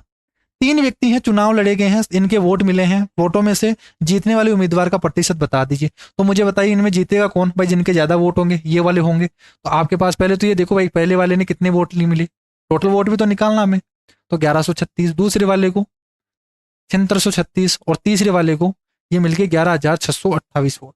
तो जीता कौन है, ये वाला जीतेगा, ये क्या है आपका विनर है, ठीक है। तो आप लिखोगे यहाँ पे 11,628, ये विनर को वोट मिले हैं, कितने में से जोड़ दीजिए यहाँ से, 8 और 6 12, 12 और 8 20, 3 3 6 2 8 2 10, 6 और 2 8, 8 और 6 14, 7 और 2 9 और 1 10, और यहाँ पे 2, क्या ये हो गया कि आपके पास टोटल वोट। तो 20,400 वोटों में से इसने इतने वोट मिल गए, और यहाँ पे परसेंटेज के लिए 100 से मल्टीप्लाई कर देंगे। सोल्व कर दो, यहाँ पे कितना बन जाएगा देखो, 2 0 से 2 0, और 204 से डिवाइड करना है 11,628 है, तो 2 से डिवाइड करना है 5 से करीब आएगा, लेकिन यहाँ पे तो सभी यही देख रहे हैं, तो फिर तो आगे सोल्व करना पड़ेगा। 4 से डिवाइड कर दो, 4 पंजे 20, एक बार 4 दूनी 8 और 3, 4 इंटू 32, 4 नाम 36 और 4 7 28, क्या ये बन गया क्या आपके पास। 51 से डिवाइड करोगे, देखो यहाँ पे यूनिट डिजिट दिख गया क्या आपके पास, क्या दिख रहा है 7, तो इसको अगर हम 7 से मल्टीप्लाई करेंगे तभी तो 7 आएगा, और ऑप्शन में कोई पॉइंट में नहीं है, ऑप्शन में पॉइंट में नहीं है, ये वाला 7 रहा, आंसर आ गया बस। सोल्व ही नहीं करेंगे अपन। यहाँ पे जो 5 से 10 सेकंड लगते थे, जो 5 से 10 सेकंड आप लगाओगे इस क्वेश्चन को सोल्व करने में, 51 की टेबल तो आती नहीं है, और फिर इसको काटते फिरोगे आप, जैसे काटोगे तो करना ही नहीं है आपको। यहाँ पे 1 दिख गया, यहाँ पे 7 दिख गया, तो यूनिट डिजिट क्या दिख रहा है यहाँ पे, ये 7 दिख रहा है, इसको 7 से मल्टीप्लाई करूंगा ना, तभी यहाँ पे क्या आएगा, ये 7 बनेगा लास्ट में। और जब 7 बनेगा तो यहाँ पे ऑप्शन में क्या दिख रहा है आपको, यूनिट में 7 दिख गया, क्या आंसर कर दोगे ये वाला। ऐसे टाइम बचाना पड़ेगा आपको। हर एक टिप्स बताऊंगा मैं, हर एक टिप्स। अगर आप ये पूरी 30 क्लासेस देख लेते हो ना, आपके मॉक टेस्ट में खुद ब खुद नंबर बढ़ना इंक्रीज हो जाएंगे। बस ये चीजों को आपको अप्लाई करना, सारी चीजें।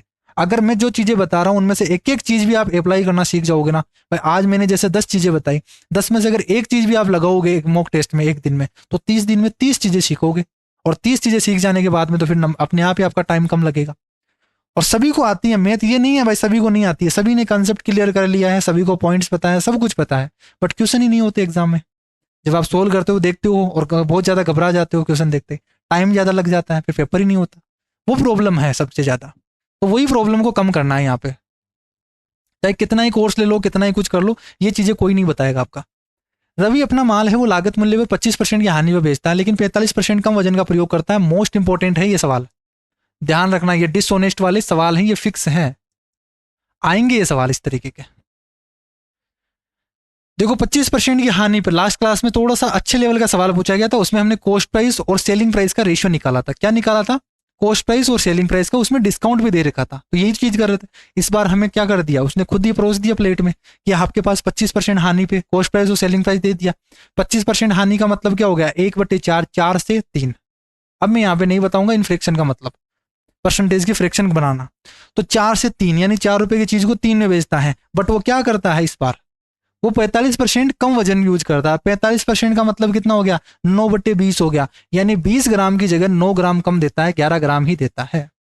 ये 45% का मतलब है, ये मैंने लिख दिया यहाँ पे। अब यहाँ पे क्रॉस मल्टीप्लाई कर दो और ओवरऑल रेशियो निकाल दो। देखो 4 पंजे 20, तो 5 दिया 15, 11 से क्या हो गया 15, 11 से 15 हो गया। अब मैं आगे सोल्व नहीं करूंगा, ये 11 से 15 दिखते ही आंसर आ गया 36.66, 3.6 इस तरीके से होगा, 36.36 36 36 इस तरीके से चलता जाएगा।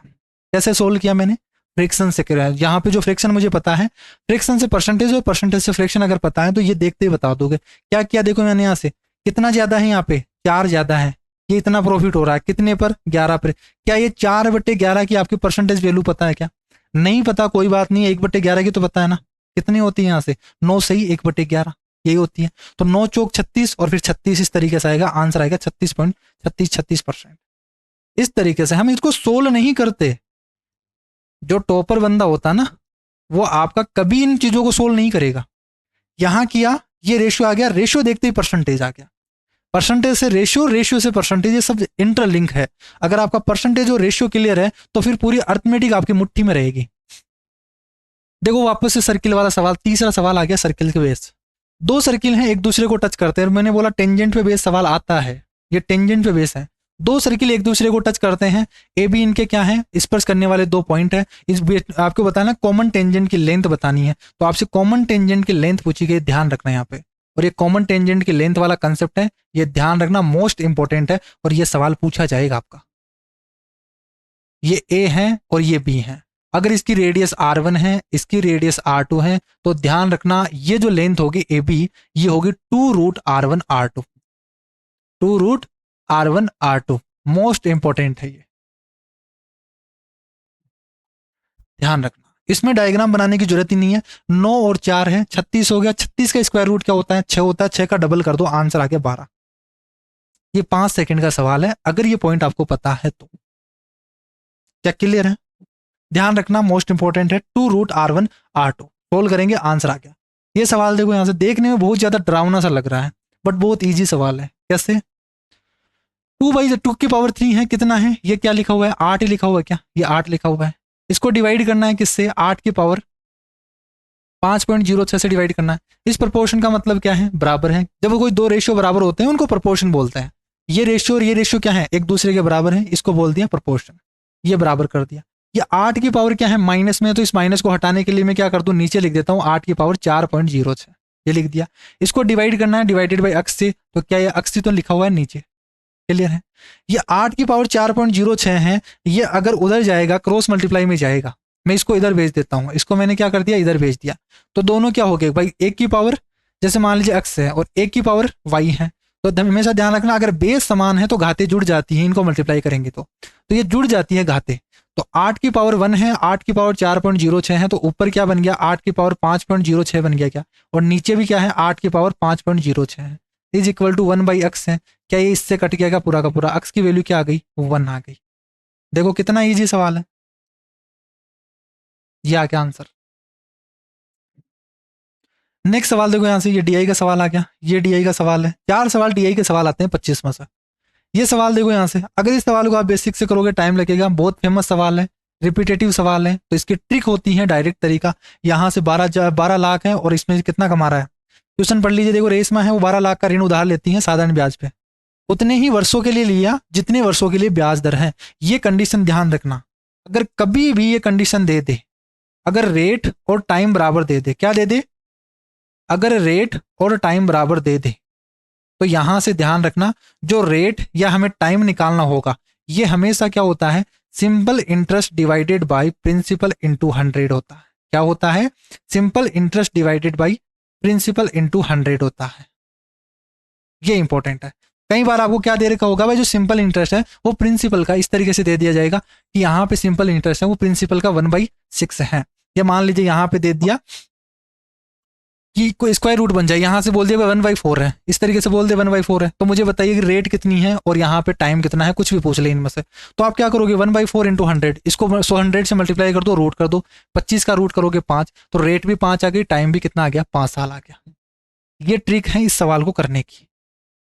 ध्यान रखना जब भी रेट और टाइम बराबर दे रखा हो, जब भी रेट और टाइम बराबर दे रखा हो, तो ध्यान रखना यहाँ पे SI अपॉन P इंटू 100 होता है, या तो रेट निकालो या टी निकालो, दोनों सेम ही है, तो कुछ भी आएगा वो सेम ही आएगा।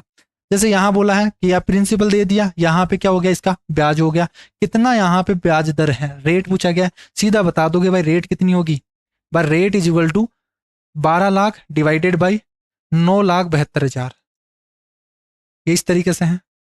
12,00,000 हो गया और ये आपका 9,72,000 है, इंटू 100 कर दोगे और इसका क्या कर दोगे, रूट कर दोगे।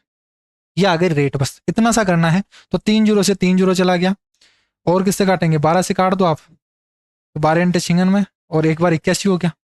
मैंने उल्टा बोल दिया क्या यहाँ से, ये उल्टा लिख दिया मैंने।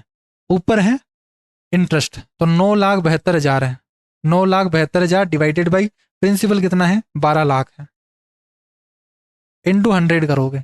2 जीरो से 2 जीरो, इस 3 जीरो से ये 3 जीरो, 12 से काटोगे 81 बार चला गया, और इस 81 का क्या कर दोगे आप, इसका रूट कर दोगे, इसका रूट कर दोगे। कितना आ गया यहाँ से, 9% आंसर। ये तरीका है इस सवाल को, बहुत फेमस सवाल है, कई बार रिपीट हो चुका है ये सवाल, ठीक है। तो हमेशा ध्यान रखना, अगर रेट और टाइम बराबर दे रखा हो तो आप क्या कर दोगे, ऐसा अपॉन पी। कई बार ये रेशियो ही दे रखा होता है, डायरेक्ट दे दिया 1/4 है, 1/4 इंटू 100 करोगे, आंसर आ जाएगा आपका 5। रेट और टाइम 5, फेमस सवाल है ये सवाल। ऐसे इतनी प्रैक्टिस कर लो कि क्वेश्चन देखते ही उनका जो पूछे गए सवाल हैं वो तो आपके दिमाग में आ जाना चाहिए, इस टाइप का सवाल पूछा गया था। ये सवाल देखो, यहाँ से वापस से सिंप्लीफिकेशन का सवाल आ गया। क्या करोगे यहाँ पे, देखो प्लस प्लस वाली चीजों को तो प्लस माइनस को एज इट इज रख दो, बाकी का सोल्व करेंगे। क्या करेंगे, यहाँ पे डिवाइड है तो 7/8 करोगे, इस 8 से क्या चला जाएगा, ये 8 चला गया, 7 + 7 ही बचा क्या।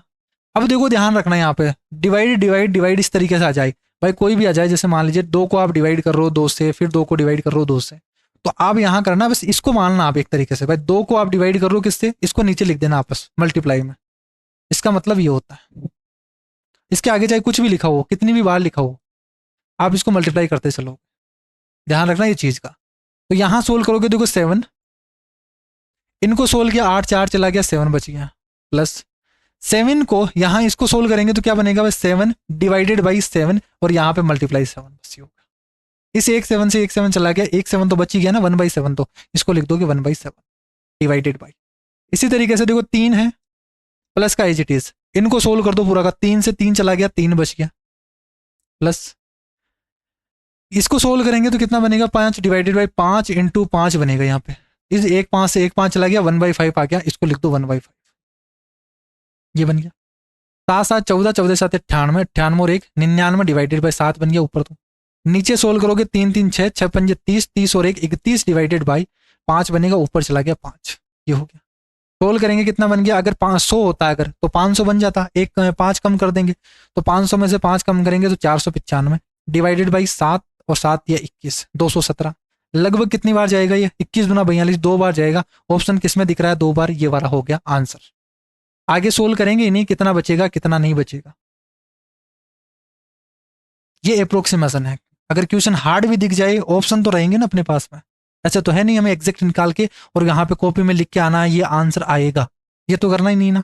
हमें दिख गया यहाँ से भाई 217 से डिवाइड करोगे, लगभग 2 बार तो जाएगा ही, और 2 से ज्यादा ही बार जाएगा, 2 से ज्यादा बार एक ही ऑप्शन है, ये 1 से ज्यादा है, ये 1 से ज्यादा है, ये 3 से ज्यादा हो गया, 2 से ज्यादा वाला ये ऑप्शन है, ये आंसर हो जाएगा। एक घनाभ की भुजाएं हैं, देखो ये अच्छा सवाल आपका, क्या दे रखा है, एक क्यूबॉइड दे रखा है, उनकी साइड का रेशियो L, B और H, इनका रेशियो दे रखा है आपका 3 4 5, क्या दे रखा है, 3 4 5 का दे रखा है, ठीक है। फिर आगे बोला गया है हमसे कि इनका जो पृष्ठीय क्षेत्रफल है, इनका जो सरफेस एरिया है वो कितना है, 6 इकाई भुजा वाले घन के पृष्ठीय क्षेत्रफल के बराबर है। तो पहले तो यहां से निकालो भाई इनका पृष्ठीय क्षेत्रफल क्या होगा, अभी एग्जैक्ट तो है नहीं, तो इनको क्या मान लेंगे अपन, 3K 4K और 5K, मैंने इसे मान लिया। इनका पृष्ठीय क्षेत्रफल क्या होगा, फॉर्मूला आपको पता है, 2 LB BH HL, ठीक है, LB BH और HL। तो यहां से 4 × 12K स्क्वायर प्लस 5 चौक 20K square plus 5 × 15K square, तो मैं K स्क्वायर को कॉमन लेके बाहर लिख दिया। ये किसके बराबर है, जो इसका पृष्ठीय क्षेत्रफल है वो 6 सेंटीमीटर या 6 इकाई बोल दिया है कि 6 यूनिट वाले एक क्यूब है, उसके पृष्ठीय क्षेत्रफल के बराबर है। तो क्यूब का पृष्ठीय क्षेत्रफल क्या होता है, 6A स्क्वायर होता है, क्या होता है, 6 भुजा स्क्वायर होता है। तो 6 इंटू भुजा स्क्वायर करोगे तो 6 इंटू भुजा स्क्वायर 36, 6 का स्क्वायर कर दो, ये मैंने कर दिया। क्या यहां से K स्क्वायर की वैल्यू आएगी, K की वैल्यू आएगी। हमें पूछा क्या क्या है, घनाभ का वॉल्यूम क्या है। अगर हमें वॉल्यूम पूछा गया है तो वॉल्यूम क्या होगा इसका, तो आप यही तो बताओगे ना भाई, वॉल्यूम होगा वो LBH होगा। LBH का मतलब 5 चौक 20, 20 × 60, 60K क्यूब क्या होगा 60k³ होगा। अब आपको k³ की वैल्यू चाहिए, यहाँ पे क्या चाहिए, k³ की वैल्यू चाहिए। तो पहले तो यहाँ पे k² है, k की वैल्यू निकालो, फिर इसका क्यूब करो, फिर सोल्व करेंगे, यही करेंगे। अप्रोक्सीमेशन में बताना आपको, देखो यहाँ से, तो अप्रोक्सीमेशन में देखेंगे क्या होगा। देखो 20, 30, 40 और 47, तो यहाँ पे k² की वैल्यू कितनी होगी भाई, 6 × 36 डिवाइडेड बाई 2 × 47, क्या यही बना क्या। अगर मैं 2 से काट दूं तो कितनी बार चला गया, 3 बार चला गया क्या। 36 दिया कितना होता है, 108 होता है क्या। 108 को आप 47 से डिवाइड करोगे तो लगभग कितनी बार जाएगा, देखो 45 दिया ही 135 हो जाता है, तो 47 दिया तो बहुत ज्यादा हो जाएगा, तो 2 बार जाएगा, 47 दुआ ये हो गया 94। ठीक है, 94 यानी कितना बचा, 8 से 14, तो 14 बच गया अभी भी। अब पॉइंट लगाओगे यहाँ से तो 140 होगा, 140 होगा, वो भी 2 बार ही जाएगा। तो मान लेते हैं अगर 200 यहाँ पे आके कुछ भी जाए तो 2.22 समथिंग जाएगा। अगर यहाँ पे ये k² के बराबर है तो देखो k² के बराबर 2.22 इस तरीके से है, तो मुझे बताइए किसका स्क्वायर रूट होगा। भाई जैसे आप 225 है, ये लगभग 225 है, किसका स्क्वायर रूट होता है, 15 का होता है ना, यहाँ से 15 का। अगर यहाँ पे 2.25 होता तो क्या ये 15 का होता, क्या 1.5 का हो जाता, क्या लगभग 1.5 का होगा। ऐसे अप्रोक्सीमेशन ही देखना, एग्जैक्ट मत निकालना यहाँ पे कि यहाँ पे स्क्वायर रूट कैसे निकाले। अब कई बच्चे मुझे बोलते हैं कि सर कोई रैंडमली नंबर दे दे उसका स्क्वायर रूट कैसे निकाले। अरे जरूरत ही नहीं है, यहाँ पे अप्रोक्सीमेशन लगा सकते हो आप, एग्जैक्ट निकालने की जरूरत नहीं है। अब अगर आप एग्जैक्ट लगाओगे तो एक नया क्वेश्चन बन जाएगा कि इसका स्क्वायर रूट बताओ आप। अच्छा ऐसा तो सवाल ही पूछ लेता, एग्जामिनर ही पूछ लेता अगर निकालना होता तो। ये चीज थोड़ी करेंगे अपन। तो यहाँ से अप्रोक्सीमेशन में बताएंगे तो लगभग जो के की वैल्यू हो जाएगी ना वो 1.5 से कम होगी। वैसे 1.5 से कम होगी तो 1.5 के करीब में बोल देता हूँ कि लगभग इतना होगा, 1.5 होगा।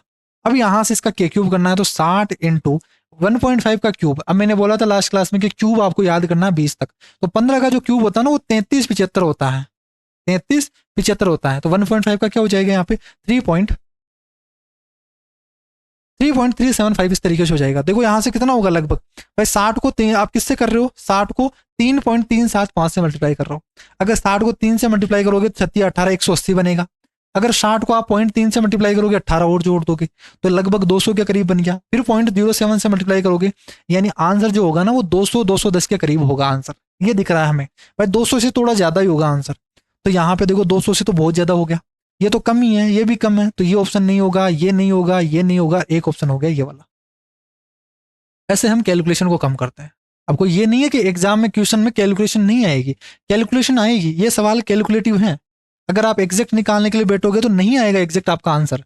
कि आप कोशिश करो कि मेरा जो आंसर है वो 209 और 210 के करीब आ जाए, ऐसा नहीं होगा। अगर ऐसा होगा तो फिर 5 मिनट ले लो, आप आराम से बैठो और एक एक चीज को आप निकालो और निकल के आ जाएगा आपका 210 के करीब आंसर आ जाएगा। बट एग्जाम में आपको ऐसा नहीं करना, आपको आंसर टिक करके आना है जो सही है बस। आप कैसे भी करो, साम दाम दंड भेद कोई सा भी लगाओ, बट आंसर सही आना चाहिए आपका।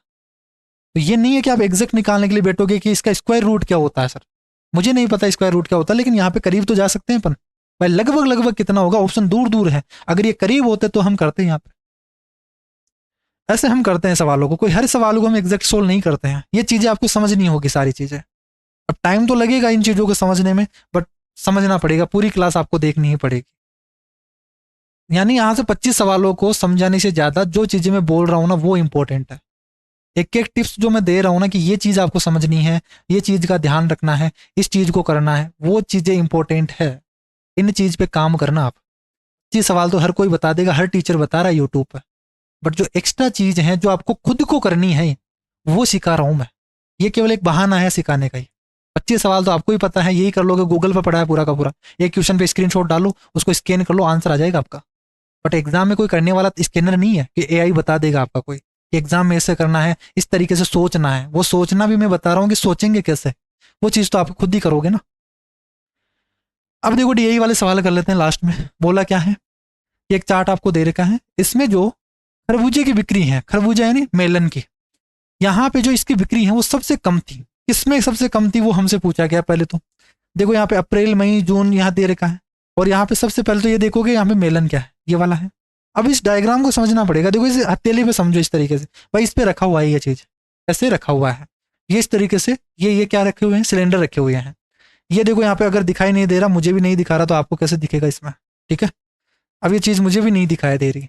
ये देखो यहाँ पे 20 है, ये 33 है, ये 28 है, ये 17 है, थोड़ा थोड़ा मुझे दिख रहा है, तो मैं लिख देता हूँ 20 है, ये 13 है, ये 28 है, ये 17 है, ये 24 है, ये 20 है। इनका देखोगे तो ये तो ज़्यादा है, 58 है, ये 42 है, ये 65 है, ये 33 है, ये 45 है, ये 54 है, ये 70 है, ये 85 है, ये 67 है, ये 73 है, और ये 82 है। अब तो दिख जाएगा, ठीक है। इनमें क्या बोला गया है कि हमें कि जो खरबूजा है, जो मेलन है ना, अब देखो बेलन का, इसको मेलन का कौन सा है, ये वाला ग्रीन पार्ट वाला। ग्रीन में देखो 20, 58, 45, यानी पीछे वाला है। 33 वाला नहीं, कौन सा है, ये वाला छोटा है ना, और ये पीछे है। अच्छा, पीछे वाला 33 बताया गया इसमें, ये 33 है। फिर इसके बाद में ग्रीन कौन सा है, अच्छा ये हो गया ना आपके पास, देखो 4 हो गए। ये अप्रैल में देखोगे तो अप्रैल वाला हो गया, ये मई वाला हो गया, ये जून वाला हो गया, इस तरीके से हो गया तीनों, 3 मंथ का। तो 3 के लिए देखोगे, ये 20 है, ये 58 है, ये 33 है। सबसे कम कौन सा है, ये वाला। तो ये बता दोगे भाई, सबसे कम ही हमें पूछा गया है, ये वाला है। किस मंथ में है, तो आप बोलोगे जून मंथ में है, तो ये जून में से इन दोनों में से आंसर आएगा, ये नहीं आएगा। फिर आगे पूछा गया है कि उस महीने में संतरे की बिक्री से ये कितने अधिक है। तो संतरा कहाँ से है, ऑरेंज कहाँ पे है, ये वाला येलो है। तो इस मंथ में ऑरेंज कहाँ है, ये वाला। ऑरेंज से कितना ज्यादा है, तो आप बोलोगे 3 ज्यादा है, +3 ज्यादा है ना, तो यहाँ पे ये +3 ज्यादा है, आंसर आ जाएगा बी ऑप्शन। आप क्या क्लियर है। ये सवाल देखो, यहाँ से 2 सवाल हैं इसके। इसमें बोला गया है, ये ग्राफ आपको दे रखा है और इसमें बताना है आपको दिए गए वर्षों में कितने वर्षों में ए प्रकार की जो कारें हैं उनका उत्पादन दिए गए वर्षों में इस प्रकार है कि कारों के सभी के औसत से उत्पादन से अधिक था। देखो इंग्लिश में अच्छी तरीके से समझ में आ जाएगा। In how many of the given year was the production of type A. Type A कौन सा है, ये वाला type A car more than the average production of this type car in the given year. आपसे ये पूछा गया है कि यहाँ पे जो कार ए का है, जो एवरेज आप यहाँ पे निकालोगे, इस एवरेज से कितने ऐसे साल हैं, कितने ऐसे साल है जिसमें एवरेज से ज्यादा प्रोडक्शन हुआ है। तो पहली चीज तो आप क्या निकालोगे, यहाँ पे एवरेज निकालोगे। अब एक बच्चा क्या करेगा, यहाँ पे इन सभी चीजों को जोड़ेगा। एवरेज निकालने के लिए क्या करेगा, इन सभी को जोड़ेगा और नंबर ऑफ क्वांटिटी से डिवाइड कर देगा, कितने हैं 1 2 3 4 5 6 से डिवाइड कर देगा। तो पहला काम तो ये करेगा 200 150 150 200 250 300 इनको जोड़ेगा, ये तो करेगा, ठीक है। अब वो करेगा 6 से डिवाइड करेगा, फिर चेक करेगा कितने ज्यादा है, हर चीज को सोल्व करेगा, एग्जैक्ट निकालेगा। और यहाँ पे दूसरा वाला बच्चा है जो मेरे से सीखा हुआ है, वो क्या करेगा, एक यहाँ पे अप्रोक्सीमेशन लगा देगा, भाई लगभग लगभग एवरेज कितना आएगा। देखो आपको दे रखा है 150, ध्यान रखना एवरेज निकालने का डायरेक्ट तरीका बता रहा हूं मैं, ये तरीका ही लगाना, आपको जोड़ने की जरूरत ही नहीं पड़ेगी आपको कभी। 150, कितने भी बड़ी डाटा दे रखा हो, 200 150 200 250 और 300, क्या ये दे रखा है कि आपको टोटल कितनी क्वांटिटीज हैं, ये 6 क्वांटिटीज है। इन 6 का क्या बताना, एवरेज बताना है। तो हमेशा ध्यान रखना, एक चीज तो ये मत करना कभी भी इनको जोड़ के आप 6 से डिवाइड कर रहे हो फिर पॉइंट में निकाल रहे हो हर चीजों को, वो मत करो। आप ये देख लो, देखो सबसे नजदीक यहाँ पे लगभग लगभग किसके नजदीक चल रहे हैं सब चीजें, 200 150 200 150 इस तरीके से। तो मैं बोल देता हूँ इसका एवरेज है वो 200 है, मैंने कुछ भी बोल दिया, आप 150 मानो 300 मानो 200 मानो कुछ भी मानो, मैंने इसका बोल दिया भाई 200 है। क्या है इसका एवरेज, 200 है। अब ये चेक करोगे भाई 200 से कितना कम और कितना ज्यादा है, यानी ये परिवार के सदस्य हैं, इनके पास में सबके पास में इतने इतने पैसे हैं, सभी को बराबर करना है। तो बराबर कैसे करेंगे भाई, सबके पास में मैंने मान लिया 200 200 रुपए हैं, इसके पास कितने कम है, आप बोलोगे 50 रुपए कम है, इसके पास तो बराबर है, ये तो काट दो भाई 200 ही है, काट दो इसके पास 50 रुपए और कम है बेचारे के पास में, इसके पास तो है, इसके 50 रुपए ज्यादा हो गए, इसके पास 100 रुपए ज्यादा हो गए, ये हो गया क्या, ये अपना 50 रुपए क्या कर देगा, इसको दे देगा। ये 50 रुपए इसके पास में कम है, इससे ले लेगा 50 रुपए, 50 रुपए अभी भी बच गए। ये जो 50 रुपए बचे हैं एक्स्ट्रा, सबके हिस्से में 200 200 रुपए तो आ गए थे, अब ये जो 50 रुपए और बचे थे इसको क्या करेगा, ये 6 में बांट देगा। ये एवरेज होगा आपका, सोल्व कर लेना, आंसर आ जाएगा एवरेज का। बट हमें ये नहीं निकालना, एग्जैक्ट तो हमें निकालना ही नहीं ना यहाँ पे, ये एवरेज कितना होगा, हमें तो ये बताना कि इस एवरेज से कितने सालों में ज्यादा है। तो यहां से बोलो देखो 200 से ये ज्यादा होगा, हमेशा क्या होगा, एवरेज 200 से ज्यादा है, ये एवरेज हमेशा क्या होगा 200 प्लस है, 200 से ज्यादा है। कितने साल ऐसे हैं जो 200 से ज्यादा है, देखो 150 200 150 200 250 300, तो यहाँ पे 1 और 2 और भी है क्या यहाँ पे कुछ, ठीक है। तो यहाँ पे ऐसे कितने साल है, केवल बी में देखना है यहाँ पे, तो यहाँ पे कितने हैं 200 से ज्यादा है, 200 से ज़्यादा 250 है और 300 है, केवल 2 हैं तो आंसर आ जाएगा 2। ऐसे 2 साल हैं जिसमें एवरेज से ज़्यादा प्रोडक्शन हुआ है तो आंसर आ जाएगा 2। कौन सा है? 2020 और 2021 आ जाएगा। नेक्स्ट सवाल देखो। नेक्स्ट तालिका में आपको बताना है कि ऐसे भौतिकी में, अब देखो पहले तो क्या होता था कि जैसे डीआई का सवाल आता तो एक डीआई का सवाल होता था और उसके 4 पार्ट पूछ लिए जाते थे तो वो इजी बन जाता था। अब क्या कर रहे हैं कि चारों के चारों सवाल अलग अलग चार्ट से दे रहे हैं। ये देखो यहाँ से टेबुलर दे दिया, वो वाला आपका लाइनर वाला दे रखा था, एक आपको यहाँ से सर्किल वाला दे रखा होगा, ऐसे मल्टीपल दे रखा होता है। इससे बहुत ज्यादा कैलकुलेटिव बन जाती है, हर सवाल नया बन जाता है। और पहले ईजी था कि एक सवाल दे दिया, 4 पार्ट दे दिए उसके। देखो क्या बोला गया है कि जो फिजिक्स है, ये जो फिजिक्स है इसमें 60% मार्क्स चाहिए उसको। अगर आगे उसको पढ़ना है तो यहाँ पे उसे 60% मार्क्स चाहिए होगा। तो यहाँ पे ऐसे कितने स्टूडेंट हैं जहां उसके 60% या 60% से ज्यादा बन रहे हैं। और टोटल मार्क्स कितने का था? यहाँ पे 50 अंकों का पेपर था, 100 स्टूडेंट्स टोटल है, ठीक है। तो यहाँ पे इसके 40 अंक और 40 अंक से क्या हो रहे हैं? अधिक आ रहे हैं। ये 40 या 40 से अधिक आ रहे हैं। तो अगर 40 है, 40 से अधिक आ रहा है, इसका मतलब क्या हो गया? 50 का 50 में से आप 40% देखोगे, 4/5 कितना हो गया? 80%। यानी इसको 80% से ज्यादा मिल रहे हैं। 80 या 80 से ज्यादा हो गया। 30 या 30 से अधिक का मतलब 60% या 60% से ज्यादा वाले, 60 या 60% से ज्यादा वाले स्टूडेंट है इसमें। 20% का मतलब ये 40 और 40% से ज्यादा वाले हैं। हमें तो कहाँ देखना है? हमें तो ये देखना है कि जहां पे 60 और 60% से ज्यादा वाले हो। 60% से ज्यादा वाले स्टूडेंट कितने हैं? तो फिजिक्स में कितने हैं मुझे बताइए? क्या 21 ही है क्या? आंसर आ जाएगा 21, ये हो गया आंसर। क्वेश्चन समझ में आ गया तो ये सवाल 4-4 5-5 सेकंड के हैं। नहीं समझ में आया तो पूरा 2-2 3-3 मिनट ले लेंगे आपके। ये देखो यहां से फिर नया सवाल आपका ये वाला। क्या बोला गया यहां से? 2022 में जो आपके पास ए बी सी है, 2022 कौन सा है? 2022 ये आपका ऑरेंज कलर वाला है। तो 2022 में ए बी सी, तो ये ए, ये बी और ये सी, ठीक है। इनकी औसत बिक्री, औसत निकालना कितना हो जाएगा? देखो ये तो 3 है, जोड़ ही दो यहां से। 100 200 और ये हो गया आपका 270 280 हो गया क्या? 280 डिवाइडेड बाई 3 हो गया। तो इसका तो एवरेज कितना हो गया? 280 डिवाइडेड बाई 3 हो गया ए बी सी का 2022 में। तो यहाँ पे ए बी सी की औसत बिक्री का कितना परसेंट, इसका बताना है कि कितना परसेंट है वो ए सी एफ में। ए सी एफ में कौन सा है? ए सी एफ 2021 का, 2021 का ए सी ये वाला और एफ ये वाला, ठीक है। इनको जोड़ देंगे, इनका एवरेज निकालेंगे तो 8 8 और 7 7 15 15 और 5 20 और 245 क्या हो गया? क्या यहाँ से 245। तो यहाँ पे अगर परसेंटेज पूछा गया तो एवरेज निकालने की जरूरत भी नहीं है आपको। तो आपसे पूछा गया है कि जो 245 है, अगर ये एवरेज निकालोगे तो ये होगा। बट हमेशा ध्यान रखना कि जब भी हम परसेंटेज निकालते हैं ना तो यहाँ पे आपको एग्जैक्ट डाटा की जरूरत नहीं पड़ती है। तो आप यहाँ पे एवरेज भी ना निकाल के अगर सम भी निकाल देते ना तो ये निकाल देंगे भाई 245 है, ये 280 का कितना परसेंट है, ये हमसे पूछा गया सीधा सीधा, ये हमसे पूछा गया है। तो देखो कितना होगा, क्या 5 से डिवाइड कर दो तो 24 दूना 48 और 1 49, 28 दूना 56, 7 8 56 और 7 7 49। क्या 7/8 आ गए क्या यहाँ से? और अगर आपको मैंने यहाँ से बोला था कि यहाँ से फ्रैक्शन याद करना 7/8, 7/8 मोस्ट इंपॉर्टेंट है 1/8 वाली फ्रैक्शन से। तो 7/8 का मतलब होता है 87.5%। आंसर ये हो गया। फ्रैक्शन ध्यान रखना, फ्रैक्शन कौन सी? 12.5% की। 1/8 का मतलब होता है 12.5%। जहां पे भी 1/8 दिख जाएगा 125 आएगा, यहाँ से 0.125 आएगा, परसेंटेज में निकालोगे ऐसा निकल का जाएगा। 3/8 निकालोगे, इसका डबल ट्रिपल कर दोगे 37.5%। अगर 5/8 निकालना है तो यहां से 12×5 = 60, 62.5% कर दोगे। अगर 7/8 करना है तो ये हो जाएगा 87.5%। ये फ्रैक्शन आपको याद ही रखनी है, मोस्ट इंपॉर्टेंट है, कैलकुलेशन में काम आती है।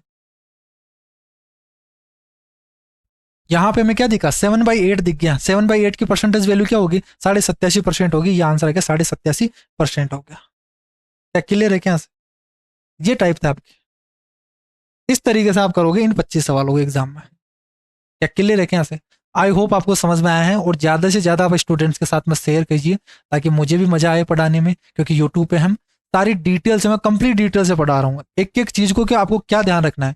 बस आप 30 दिन यहाँ पे जुड़े रहिए, आपको अपने आप आपके जो 25 क्वेश्चन है ना, 25 क्वेश्चन में एक्यूरेसी भी बढ़ेगी, आपका टाइम भी कम होगा और यहाँ पे मार्क्स भी इंक्रीज होंगे। ठीक है, बस ये रेगुलर आप देखिए और जो चीजें मैं बोल रहा हूँ फॉलो करने के लिए बस वो फॉलो कीजिए। ठीक है, जैसे ही मैंने बता दिया यहाँ से इस तरीके से सोल्व करना, तो एग्जाम में जैसे ही इस तरीके का सवाल आता है परसेंटेज का, वैसे ही करो। जिस क्वेश्चन को छोड़ना है देख लिया ये क्वेश्चन हार्ड है, छोड़ दो, आगे बढ़ो, सेकेंड अटेम्प्ट में करना उसको। इस तरीके से आपको करना है, बस जैसे जैसे मैं बता रहा हूँ उसके अकॉर्डिंग कीजिए। आप एक महीने में आराम से कर लोगे। जैसे मान लीजिए आपके जैसे मान लीजिए 25 क्वेश्चन है, अभी आपके सवाल हो रहे हैं जैसे 17 या 18 सवाल हो रहे होंगे, इतने ही हो रहे होंगे मुझे पता है। ठीक है, तो 17 या 18 के करीब अगर सही हो रहे हैं तो आप 17 से 18 से जब आप इन क्लासेस को देखोगे और जब 30वीं क्लास तक जाओगे ना, तो आपके 23 से 24 सवाल होंगे। ये नहीं कर रहा कि यहाँ से 25 के 25 हो जाएंगे, 23 से 24 होंगे। एक सवाल है वो आपके खुद पे डिपेंड करेगा, क्योंकि एक सवाल है वो कई बार बहुत अच्छे लेवल का सवाल पूछ लिया जाता है, तो एक दो सवाल तो हो जाते हैं, गलत भी हो जाते हैं, कैलकुलेशन मिस्टेक हो जाती है, कई बार आप मिस्टेक कर देते हो, कई बार क्वेश्चन में कैलकुलेशन आ जाती है। बट 23 से 24 सवाल तो आपके 100% सोल्व हो जाएंगे आपसे, और कम टाइम में। ऐसा नहीं कि 24 पे 25 सवाल आप आधे घंटे से ज्यादा ले रहे हो, वो नहीं है, कम टाइम में होना जरूरी है। ठीक है, बाकी आप टेलीग्राम चैनल को ज्वाइन कर लेना, इनकी पीडीएफ है आपको वहां पे मिल जाएगी, और नोट्स वगैरह से कोई रिलेटेड आपको क्यूरी चाहिए, मैंने आपको नंबर बता दिए हैं, या नीचे डिस्क्रिप्शन बॉक्स में उसके लिंक दी हुई है, वहां पे लिंक दी हुई है, उनको आप देख लीजिए, वहां पे क्लिक करेंगे तो आपको पूरी पीडीएफ के बारे में पता चल जाएगा। ठीक है, बाकी आपको दो चीजें करनी है। अगर रिवीजन करना है, क्विक रिवीजन वाली आप नोट्स ले सकते हो, पूरा डिटेल से पढ़ना है तो आपको 299 वाले अर्थमेटिक का भी नोट्स हैं, उनके ले सकते हो। रीजनिंग के हैं और भी हैं, एसएससी के एग्जाम्स के हैं, आप इंक्वायरी कर सकते हो नंबर पे व्हाट्सअप करके। ठीक है, बाकी पेड क्लासेस लेना चाहते हो जिसमें मैं पूरा कंप्लीट पढ़ा रहा हूँ, पूरा अर्थमेटिक बेच अभी चल रहा है जिसमें पूरा डिटेल से समझा रहा हूँ। ठीक है, कहाँ से लेना है आपको, गूगल पे सर्च करना, गूगल प्ले स्टोर पे सर्च करना मैथ्स विद गजानन ऐप। ठीक है, अपने ऐप का जो नाम है वो अपने चैनल के नाम के अकॉर्डिंग ही है, तो सेम नाम है मैथ्स विद गजानन। आप अपलोड टाइप करोगे जैसे अपना ऐप दिख जाएगा, डाउनलोड कर लेना, वहां पे आपको दिख जाएगा अपना कोर्स। ठीक है, तो जो 2025 के लिए पढ़ रहे हैं वो लेना है यहाँ पे, इस बार जो पढ़ रहे हैं या एग्जाम देने वाले महीने बार में वो मत लेना, कोई मतलब नहीं रहेगा उसमें। ठीक है, तो आज की क्लास में इतना ही, और नेक्स्ट क्लास में मिलते हैं, एक नया सेट हम करेंगे, इसी तरीके से धीरे धीरे हम आगे बढ़ते जाएंगे चीजों को सीखते हुए। ठीक है, तो आज की क्लास में इतना ही, नेक्स्ट क्लास में मिलते हैं, तब तक के लिए bye bye, take care, thank you.